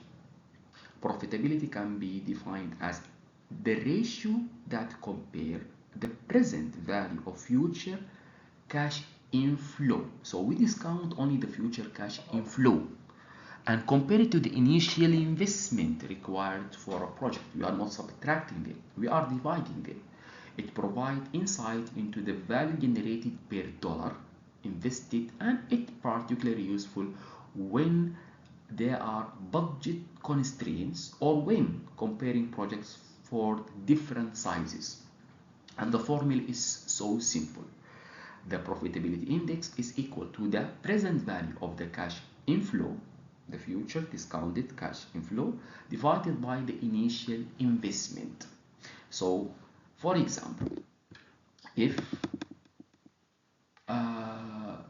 the initial investment was 150,000 and the present value of the future cash inflow is 180,000, the profitability index will be dividing the present value, which is 180,000, by 150,000, and it will result of 1.2.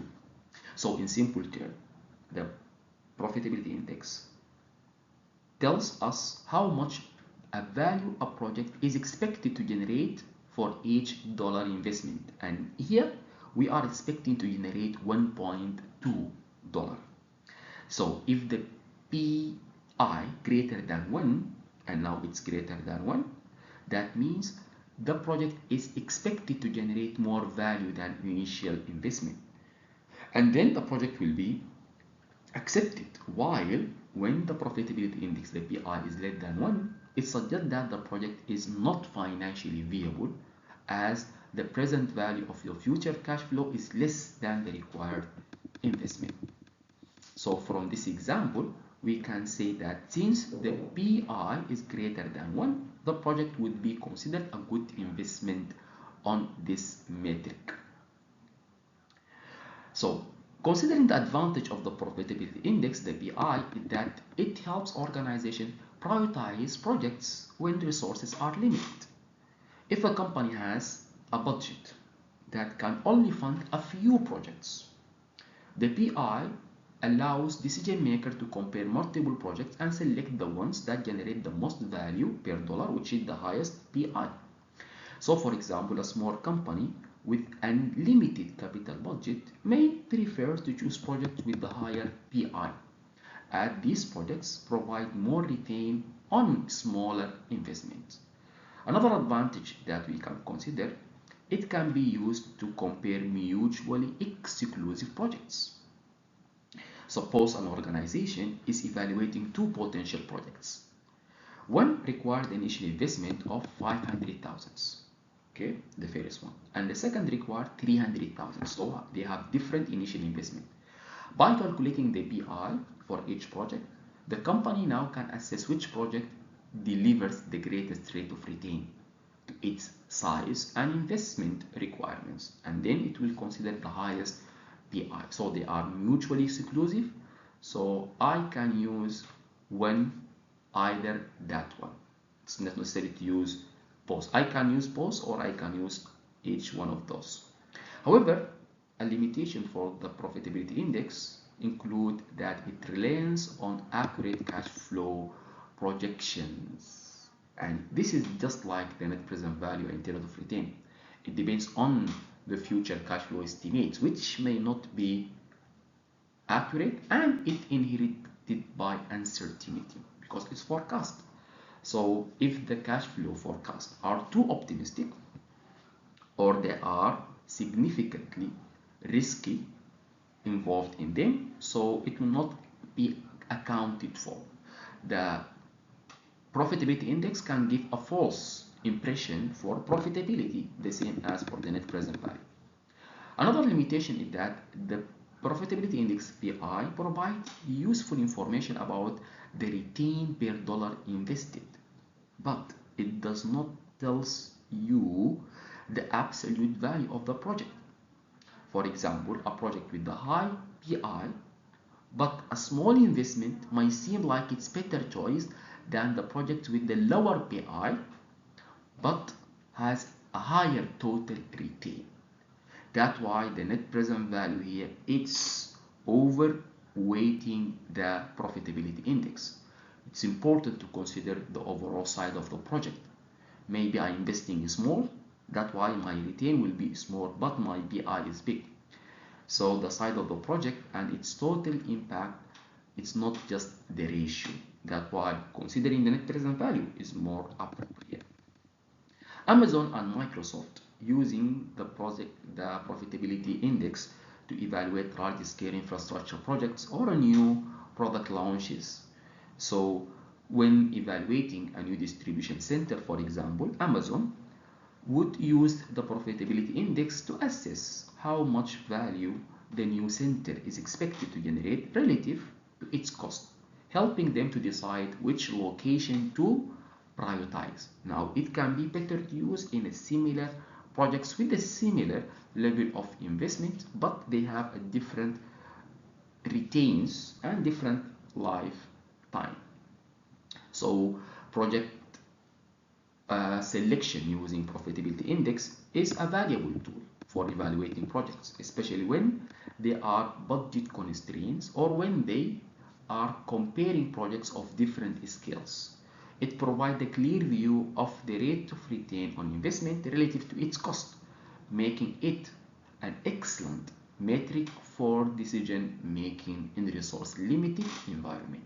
However, it should be used in conjunction again with the other methods like the net present value or the internal rate of return to ensure a well-rounded financial evaluation. Now we will consider another method used in the numeric methods, which is the opportunity cost option.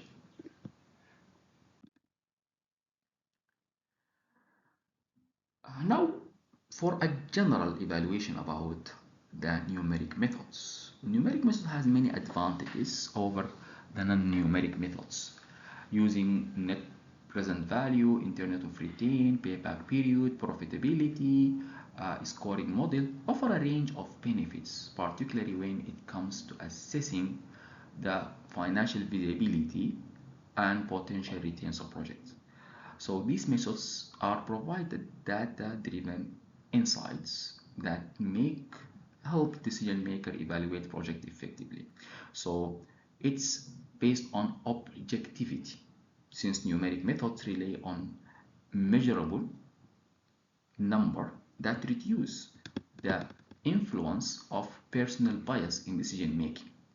Second, comparability, which is clear, understood, standardized approach to compare between projects. So now we use a number like financial metrics, return of investment, net present value, or even the criteria with the weight that used in the score methods. This make it easier to compare different projects across department or business unit. It has a one unique number to compare between it, even the total score in the score model, or even the return of investment number, net present value, or internet of return. Also, it provides a financial clarity, which is being useful in terms of providing criteria like quantifying the risk, the returns on investment, the cost effectiveness. All of those can be used in numeric methods along with the score itself. When we put a score, we are quantifying any qualitative and quantitative measures. Also, it's supporting the decisions by providing financial insights along with the non-financial qualitative insights when we use the scoring model. Also, it's structured and transparent decision-making framework that help the stakeholders at all the level of the organization understand the rationale behind the project decisions. So numeric methods are having several advantages like objectivity, clear approach of comparison, consideration of time value of money when we go for the financial methods, ability to quantify risk, support prioritization and resource allocation, and structured decision-making framework. These advantages make numeric methods invaluable tool for evaluating projects, ensuring that organization resources are invested in initiatives that offer the best return financially if we use only the financial methods, and when we use the score, that means we can overweight even qualitative methods. But still, it has its limitations. So we see what are the limitations of the numeric methods. Now we consider the limitations of the financial numeric methods in the project selection. While the use of net present value, internet of return, payback period, and profitability index provide significant advantage as we discussed it in the previous slide, they also have their certain limitations that can impact the quality and the accuracy of decision making. Understanding these limitations also is critical for ensuring that these methods are used effectively and in conjunction with other tools and approaches. So the primary limitation is it relies on estimation and assumptions. These methods often require projecting future cash flows, costs, and revenues, which can be highly uncertain. Another limitation is overemphasis on financial factors, qualitative data, often neglecting the non-financial aspects of project, and this will be solved in the scoring methods like net present value and internet of return, focusing on financial returns. They do not count for intangible benefits such as brand equity, employee morale, or customer loyalty. Projects might provide significant value in terms of strategic alignment for long-term impact, but these benefits may not be fully captured. Numeric method also, the financial numeric methods in particular, are simplify complex decisions projects often involve combination of financial, strategic, operational, and social factors, while numeric methods financially help evaluate only financial feasibility that may not capture the full complexity of the project. And this will be solved in the scoring model of the second part of the financial numeric models. Another challenge in the financial numeric methods is that assume a high degree of certainty in predicting future outcomes, and this assumption is not always true and hold, especially for a volatile industry like technology and energy. Further, uh, the financial numeric methods can be sensitive to the choice of parameters, such as the discount rate used in the net present value or the project timeline used in the payback period. Small changes in these parameters can lead to significant indifferences in their results. Also, the sensitivity highlights the importance of carefully selecting these parameters and using sensitivity analysis to assess the robustness of the results because they are assumptions. Lastly, numeric method can encourage a focus on short-term outcomes over long-term strategic goals. Method like payback period prioritize projects with quick returns, potentially overlooking initiatives that required a longer upfront investment but offer substantial long-term benefits. So, while the financial numeric methods are valuable tools in project selection, but still they have their limitations, reliance on estimate, overemphasis on financial quantitative data, simplifications of complex decision, assumption of certainty, sensitivity to input parameters, and focus on short-term return. To mitigate these limitations, the financial numeric method should be used in conjunction with other qualitative analysis, scenario planning, and sensitivity analysis to ensure a more comprehensive and balanced decision-making process. Next, we will check another numeric method that can overcome part of these limitations, which is the scoring method, which is also a numeric method, but it tries to overcome some of the limitations of the financial numeric methods. Here we will introduce another important numeric method of project selection. It may be one of the most important methods, and you're already familiar with this method in the operations management course in year 3. He will introduce the scoring methods, which are an important tool in project selection.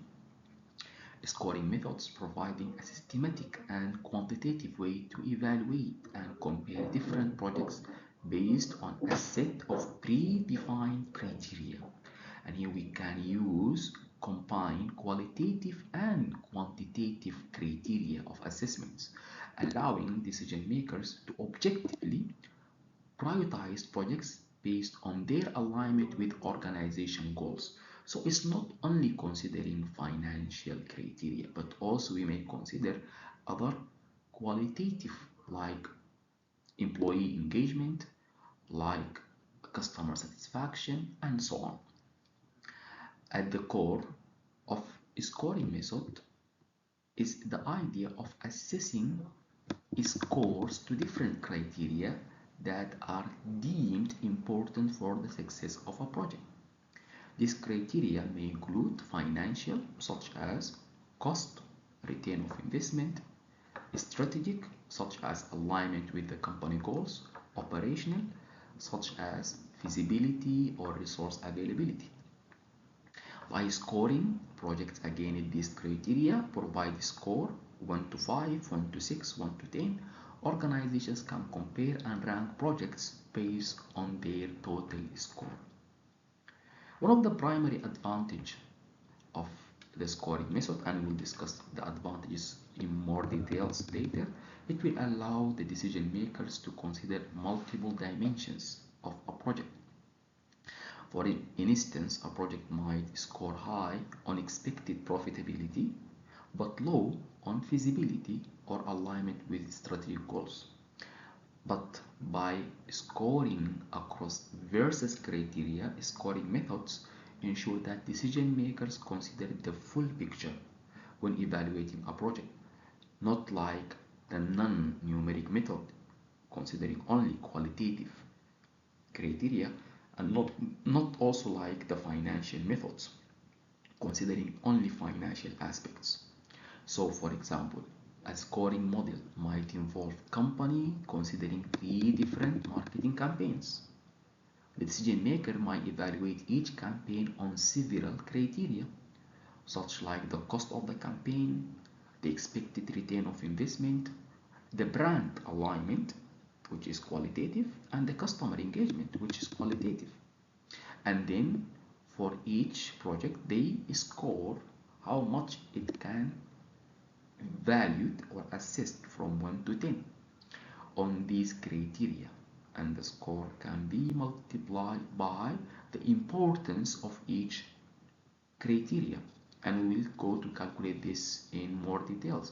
The weighted score are then summed the total of the overall score. The project with the high total score will be considered. Okay, so we will see a detailed example about that in the coming slides. So if we apply the weight, we could calculate the total weight score for each campaign, and by which we can consider which one will be prioritized based on the weighted high score. And why it's weighted? Because even the criteria are ranked according to weighted according to its importance. And it's scoring because now we are providing a score for each project against each criteria. So scoring methods are valuable tool for project selection because it's provide a structured and quantifiable way. Quantifiable because we are scoring even the qualitative criteria to evaluate projects against a range of criteria. They are flexible and adaptable for various organization goals and allow to use a diverse criteria mixed between qualitative and quantitative. So we are ensuring that projects are evaluated fairly and decision makers consider both financial and strategic factors. So let us go in depth about how we can use the scoring methods using a practical example.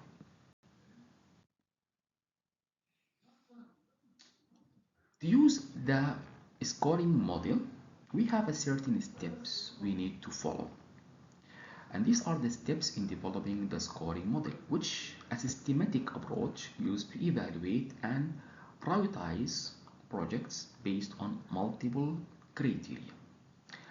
A scoring model allows decision makers to weight the relative importance of different factors and make informed, very important, objective choice. Here are the key steps involved in developing a scoring model. The first step is define evaluation criteria. So the first step is to determine the criteria that we will use to evaluate projects.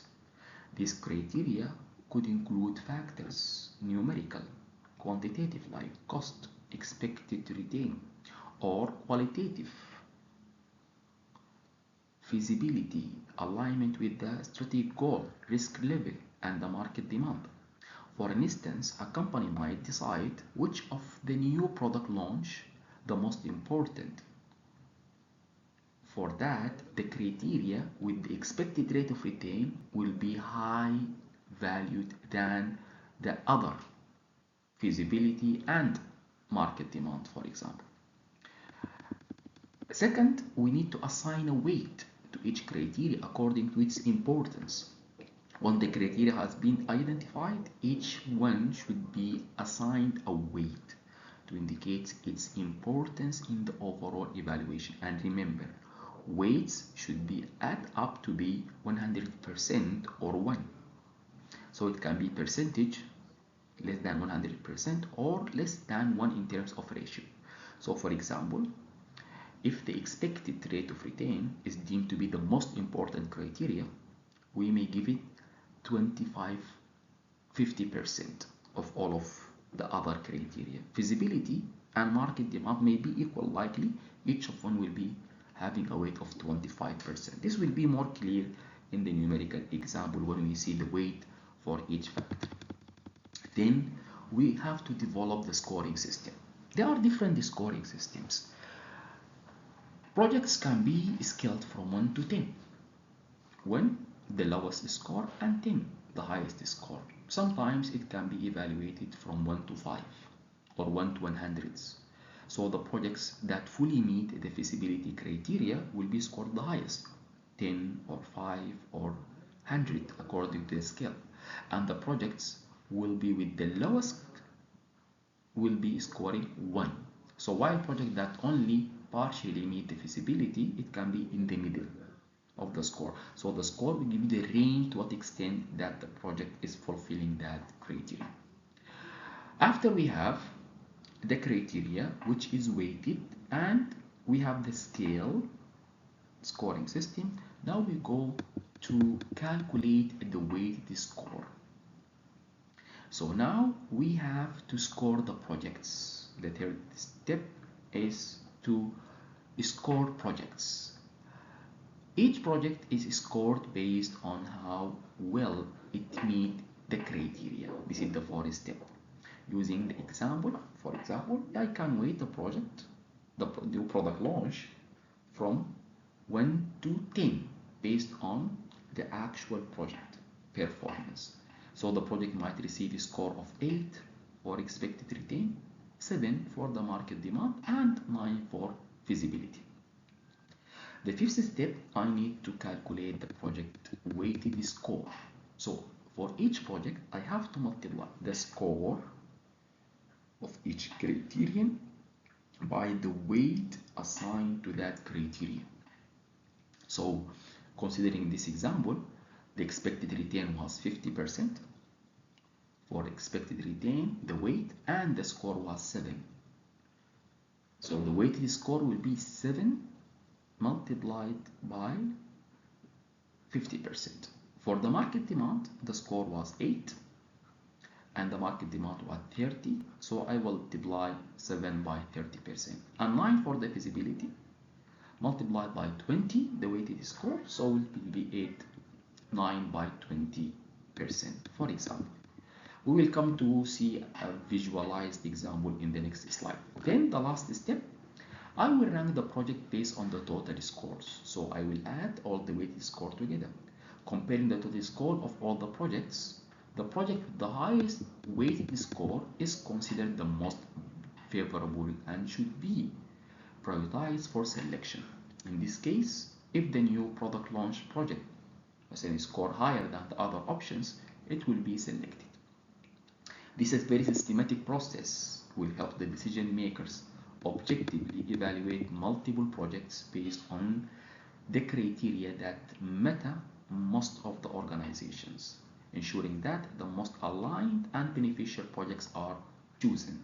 And remember, still the advantage of the scoring method is that incorporated both quantitative and qualitative criteria make it a comprehensive evaluation tool that can be better than the financial methods and even the non-numeric methods. Apple, for example, using a scoring model to prioritize projects development, balancing factor like market potential, brand alignment, which are qualitative criteria, along with development cost and technological feasibility, it can be quantitative criteria. Also, construction firm might prioritize projects based on cost estimation, which is quantitative criteria. Feasibility can be qualitative criteria. Unexpected completion time can be quantitative criteria to select the most viable projects. So developing the scoring model involves defining, first of all, the selected criteria, then assigning appropriate weight, then scoring against a scoring scale for each criteria, then calculating the total weighted score, then ranking the projects according to that result. This structured approach allows organizations to compare projects systematically and make decisions that are based on well-defined factors. Let us go with a very numerical example to make it more clear and visualized to you, and to discuss how they can be applied across various management disciplines after that. We will look at an example of a scoring model that helps illustrate how decision makers evaluate projects based on a variety of criteria. Scoring models are a useful tool for comparing multiple projects and ensuring that decisions align with organizations' strategic goals. The model we will review here incorporates several key criteria which are weighted based on their importance to the organization.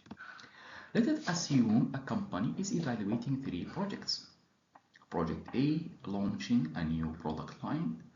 Project B, expanding an existing product line. Project C, upgrading internal software to improve efficiency. The company has decided that the following criteria will be used to evaluate the projects: cost with weight of 40%, expected return on investment ROI weight 30%, feasibility weight 20%, and last is strategic alignment when weight 10%. The total weight, if you aggregate, the weights are 100%. It's very important. Now, each project will be scored on a scale from 1 to 10 for each criteria, where 1 is the lowest and 10 is the highest. Let us look at the scores for each project on the table. Project A, out of 10, score 7 in the cost, 9 in the return on investment, 6 in feasibility, and 8 in strategic alignment. Project B scores 8 on cost, 7 in the return on investment, 9 in feasibility, and 7 in strategic alignment. Project C scores 6 on the cost, 6 on return on investment, 8 on feasibility, and 9 on strategic alignment. Now, on the below table, we multiply the score of each criteria by its assigned weight. So for project A, we multiply the score of 7 by 40% the weight of cost, result in 2.8. At the return of investment, still on project A, we multiply the score 9 by 0.3, which is 30%, equal to 2.7. And for feasibility, we multiply 6 by 0.2, which is 20%, equal to 1.2. And at last, the strategic alignment, which the score was 8, multiplied by the weight of the strategic alignment 10%, 0.1 equal to 0.8. Now we need to calculate the total score, which is 2.8 plus 2.7 plus 1.2 plus 0.8 equal to 7.5. We will do the same for project B. Multiply the score of the cost times the weight. Multiply the score in the return of investment times the weight. The score of the feasibility times the weight. The score of the strategic alignment times the weight. And we will move to project C. So the total score for project B is 7.8, and the total score for project C is 6.7. Based on the total score, the decision will be project B had the highest score of 7.8 and should be prioritized for implementation. While if you see the project A offered the highest return on investment 2.7 among the three, project B 2.1 and project C 1.8 is the highest, but it has highest cost and lower feasibility, make it less favorable in comparison to B. If you compare between A and B is better than A on cost and on feasibility, make it better, which balance cost, feasibility and return of investment as well. Project C had the lowest total cost, make it the least favorable option to implement with 6.7. So this example illustrates how a scoring method allows decision makers to objectively evaluate projects across a variety of criteria by using a structured approach with weighted factors. Organizations can ensure they are making decisions that align with both short-term and long-term objectives. In a real-world application, Tesla, uh, that the car manufacturer, electrical car manufacturer, uses scoring model when evaluating new product lines, expansion opportunities, or technological investments. For instance, when deciding where to build a new gigafactories or invest in a new vehicle model, Tesla evaluate the cost, the feasibility, the return on investment, and the strategic alignment as well for each project, as we did in this example, to determine the best use of their resources. So, scoring model provide feasible, transparent, and data-driven method for evaluating and comparing projects. By systematically scoring each option against important criteria and weighting those criteria according to their strategic importance, organizations can make more informed, objective project selection decision. So let us move on and to check the advantages and the limitations of the scoring method and the best practice for applying the scoring models effectively in project selection.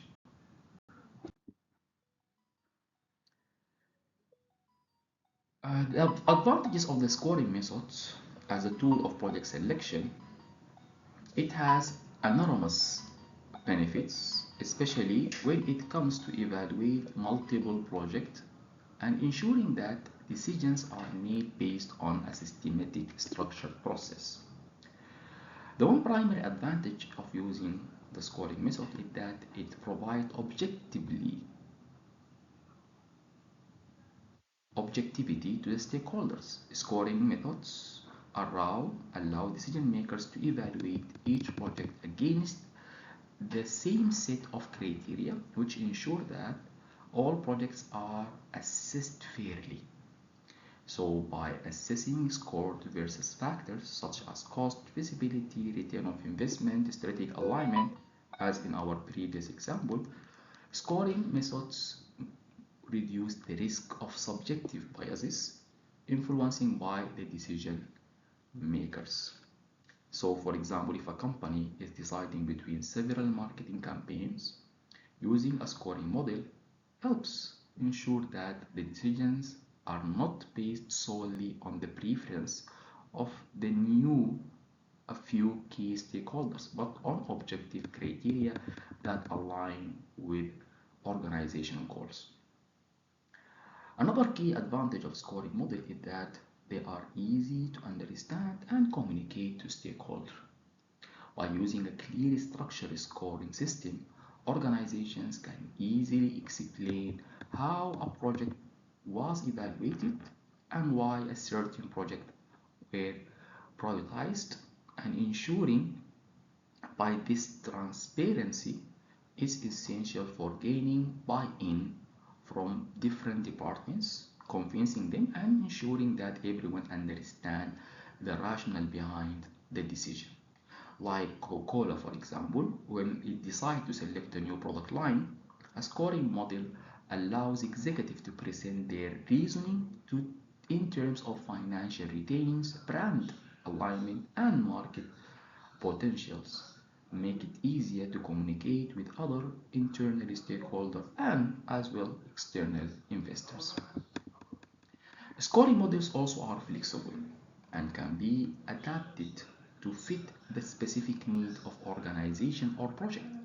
Different companies may have different strategic goals and risk tolerance, and the scoring model can be customized to reflect those priorities.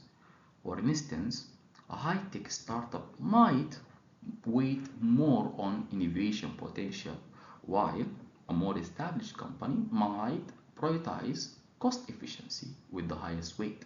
This flexibility makes a scoring model a, vice, a, a versatile tool for versus industries.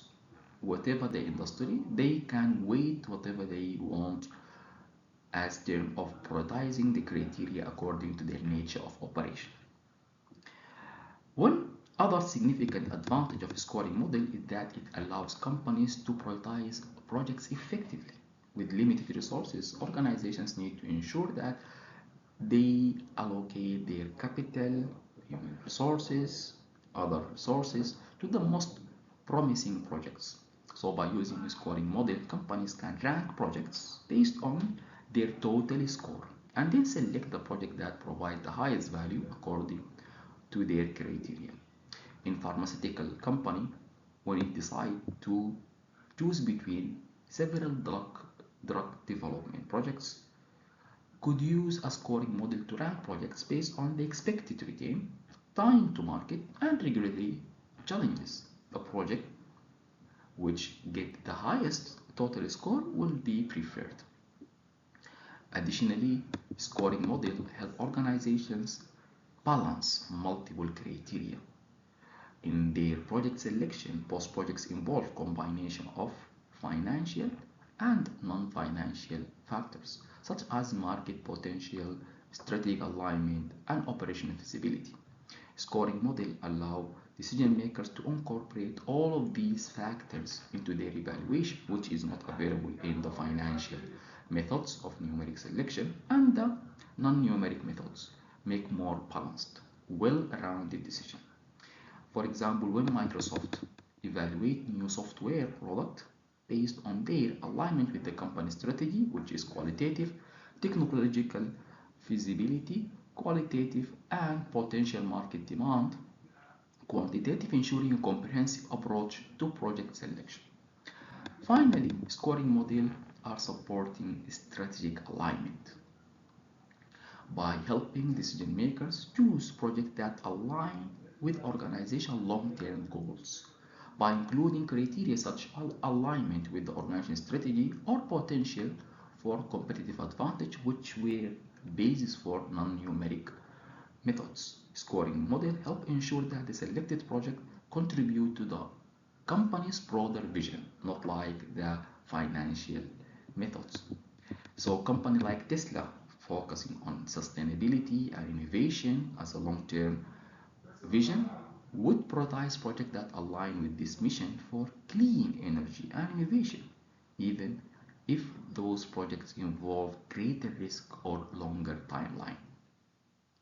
So we conclude that scoring models offer several key advantages: objectivity, transparency, flexibility, prioritization, and ability to balance multiple criteria and align with a strategic goal. These benefits make a scoring model an indispensable tool in project selection. It can be the most recommended tool, helping organizations evaluate projects systematically and make a well-informed decision that maximize value and align with organization objective. But still, it has its limitations, which will be discussed in the coming slide, which are important to understand when using this tool for project selection. Now we come to discuss the limitations of scoring models. While scoring models are useful and structured tool for evaluating projects, They are not without their drawbacks. Understanding these limitations is crucial for ensuring that scoring models are used effectively and do not lead to biased or incomplete decision making. One key limitation of a scoring model is subjectivity in aligning weights and scores. The process of assigning weights to different criteria and scoring projects based on those criteria can be influenced by personal biases of the decision maker. So, for example, team may value cost saving more than innovation. They may assign a high weight to the cost creations, and though innovation might be more strategically important for the organization's long-term goals. This subjectivity can skew the result, change it, and lead to decisions that do not fully reflect the organization priorities or long-term strategy. Another limitation in the scoring model can be sometimes oversimplify complex decisions. While the model helps prioritize projects based on weight criteria, it may not capture the full complexity of a project or its potential risks and benefits. For example, projects that score highly on cost efficiency and expected rate of return might overlook potential risks such as regulatory challenges or negative customer perception that could affect the project's long-term success. Thus, the scoring model provides simplified view but cannot count for every factor that might influence the project's outcome. In addition, lack of consistency can be an issue when using scoring models across different projects or teams, since the criteria and scoring system are often developed by individual teams or departments. Different teams may use slightly different approaches, making it difficult to compare projects across organizations. This lack of consistency can lead to confusion or misalignment when selecting projects, especially if multiple teams are involved in decision-making process. They will not be consistent in their decisions of using the scoring model. Another challenge is that scoring models might not capture intangible benefits. Many important factors such as organization culture, employee morale, or long-term strategic positioning are difficult to quantify, to measure. These intangible benefits might not be fully reflected in the scoring model, leading to a bias toward projects that are easier to measure financially. For instance, a project aimed to improve workplace culture or employee engagement might score low at financial criteria, but be critical for long-term success, even though its benefits are harder to quantify. So, hard quantifying intangible benefits, it sometimes are not captured well in the scoring model. However, over-reliance on scoring model can lead to mechanistic approach of decision making. It's when decision makers focus too much on numerical score generated by the model. They may overlook broader strategic factor or fail to consider external market conditions. For example, a company might prioritize a project with the highest score, even if the project faces significant external threats, such as a competitive pressure, regulatory changes, or a market shift that could affect its viability. So, scoring model should be used as one tool in decision-making process, not as the sole basis for decisions. But still, it allows reweighting the criteria and adding more criteria to overcome this limitation. Finally, scoring models are failed to account for future changes or uncertainties. Since scoring models typically rely on fixed criteria and assumptions, they may not adequately reflect the uncertainty and volatility that might project face. For example, a company might score a project highly based on expected future demand. But if the market conditions change or if new competitors enter the market, the assumptions underlying the project score may no longer hold true. So we need to adapt and change our score.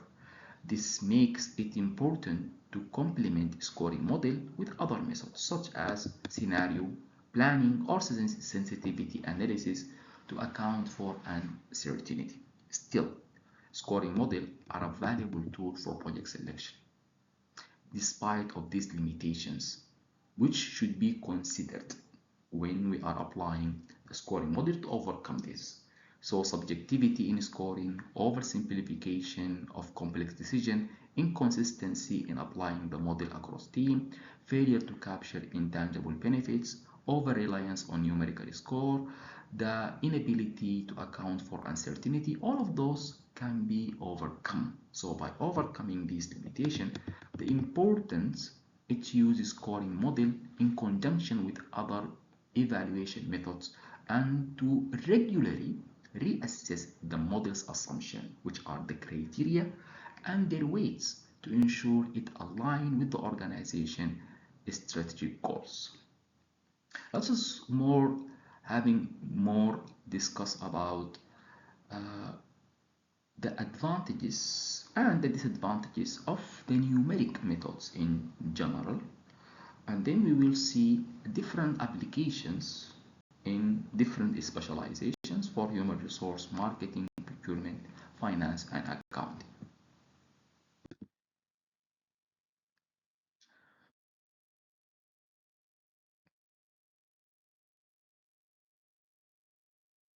So these are different applications of the scoring models in versus management field. Please read these. In HR, we can use it in evaluating training programs based on employee satisfaction and cost. So two qualitative and non-qualitative uh, criteria. In marketing, you would like to score campaign by the reach of the campaign, the return of investment, and the brand impact. Also, this will be kind of your criteria. In finance, you can prioritize projects in terms of investment, risk, retain, alignment with the organization strategy. In procurement and supply chain, when assessing suppliers, and we do use the scoring a lot in that, we can use this cost of the supplies, the quality and the reliability of supplier. So this kind of just an example of how we can use the scoring methods in different projects that related to different specialization. So scoring methods are versatile tool that can be applied across a wide range of management disciplines in HR, marketing, procurement, finance, operation. Scoring method helps organization objectively evaluate projects based on the factors related to that discipline. By using scoring model, organization can make more informed decisions, allocate resources more effectively, and ensure that projects align with both short-term and long-term strategies. Here also a full examples of different applications across versus management specialization, um, using all the types of the numeric methods, financial numeric methods like the payback period, net present value, internal rate of return, profitability index, discounted cash flow, and along with the weighted score model. Okay, so how we can use these numeric methods in human resource, in marketing, in procurement, in finance. So this will provide you with an idea about what are the factors along with what is the criteria and projects that can be suitable for it. So in human resource, when we justify training programs, we may rely on return of investment, evaluating the financial impact of training versus new employees, we can rely on net present value. In marketing, for example, determining the profitability of large-scale advertising campaign, we can check with the Internet of Retain. When we comparing multi-channel marketing strategies, for example, we can compare between them using the profitability index. In procurement, when we try to assess suppliers' reliability and cost efficiency, it's better to use the weighted score model. When we would like to evaluate the long-term contracts for procurement projects, for example, we may refer and depends on discounted cash flow, the net present value. In finance, comparing between competing investment projects or portfolio, we can use the net present value or the internal rate of return. And when we balance between risk and return in corporate budgeting, we can use the weighted scoring model. So all of these methods are used in a diverse situations in different fields like marketing, human resource, finance. So which one will be most effective method to use depends on what is the situation that you are applying the score on. So scoring models are flexible tool that can be applied across various management specialization. By assessing projects or initiatives based on a relative criteria, and it's important, check what is your criteria of evaluation. Organizations can ensure that they are making the best decision, aligning projects with their strategic goals, and maximizing the value across different departments. So using scoring models provide an objective, structured approach to evaluating projects, helping decision makers to prioritize resources and investment effectively, which will be the best that we can use. Applying the scoring model can be overweighting the other types of methods because it has most advantages and it overcomes most of the disadvantages of the financial numeric methods. While it can be more complex because it can rely on more criteria.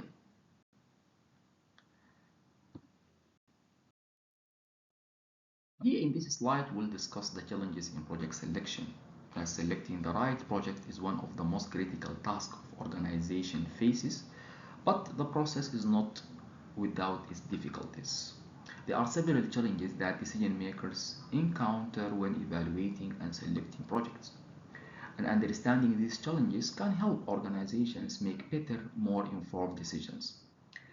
One of the biggest is the uncertainty. The future is unpredictable, and many projects decisions involve factors that are beyond the control of the organization. So future is ambiguous and we cannot be sure about the future. So it's one of the biggest challenges to determine the actual factors forecast for your evaluation. Another challenge is the resource constraints. Organizations often have a limited financial and human resource, which means they cannot invest in all of the potential projects, which limitation force the decision maker to prioritize projects based on their strategic value and expected returns. So the challenge lies in evaluating which project will provide the greatest benefit and align with the company's long-term decisions. This will be the second challenge, the alignment of project with strategic goals. Even a project appears financially viable, it may not align with the organizational long-term strategy. This misalignment can lead to missed opportunities or investment that do not deliver the most expected value. Another is complexity. Many projects are manifested and involved various departments, stakeholders, and external factors. And each of those will have their own preference and their own contributions to the project. The complexity makes it difficult to assess all of the factors contribute to the success of the project, that reflecting all of the departments, all of the stakeholders, and all of the external factors as well. So This can make evaluating the project process more complicated decision-making process. Another challenge is balancing short-term and long-term goals. Some projects deliver immediate return, while others require a long-term investment of time and resources before seeing significant benefits. And this balance and making the right balance between short term and long term is crucial for the sustainable success. Moreover, that the challenge of managing stakeholder expectations. We talked about the different stakeholders often have conflict priorities, each preference for a criteria over the other, which can make it difficult to select projects that satisfy everyone. So balancing these different priorities and finding a project that meets the needs of all the stakeholders can be a significant challenge. Finally, political and organization factor like the dynamics in the organization also can influence the project decision selection. The decision making is often influenced by internal politics such as departmental interest, power dynamics, personal biases. So these political factors can lead to biased decision making and can lead to biased and suboptimal project selection. And they are part of the stakeholder maybe. So these key challenges include uncertainty, resource constraints, alignment with strategic goal, complexity, balancing short-term and long-term objective, managing stakeholder expectations, and dealing with internal politics will, by addressing these challenges, require the combination of careful planning and strong leadership and how to use a robust decision-making tool that makes the scoring model and financial analysis methods and even the non-numeric method in a combination in order to find the best method that can solve all of those challenges.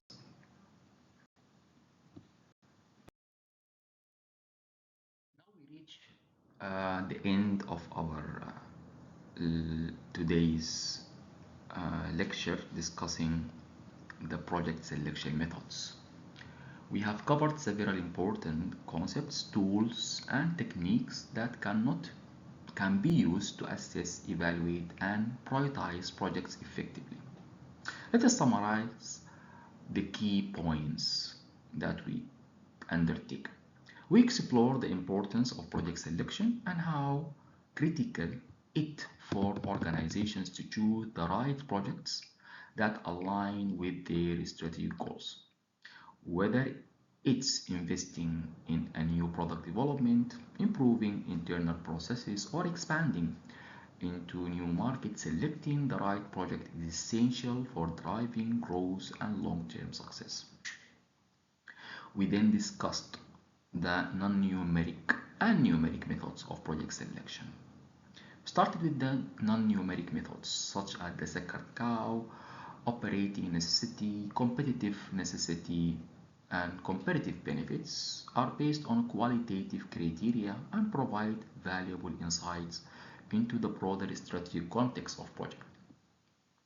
Moreover, numeric methods faced with the financial numeric methods like the net present value, internet of return, payback period, profitability index are more precise data-driven insights, having organization quantify the potential returns on investment and assess the financial viability of project.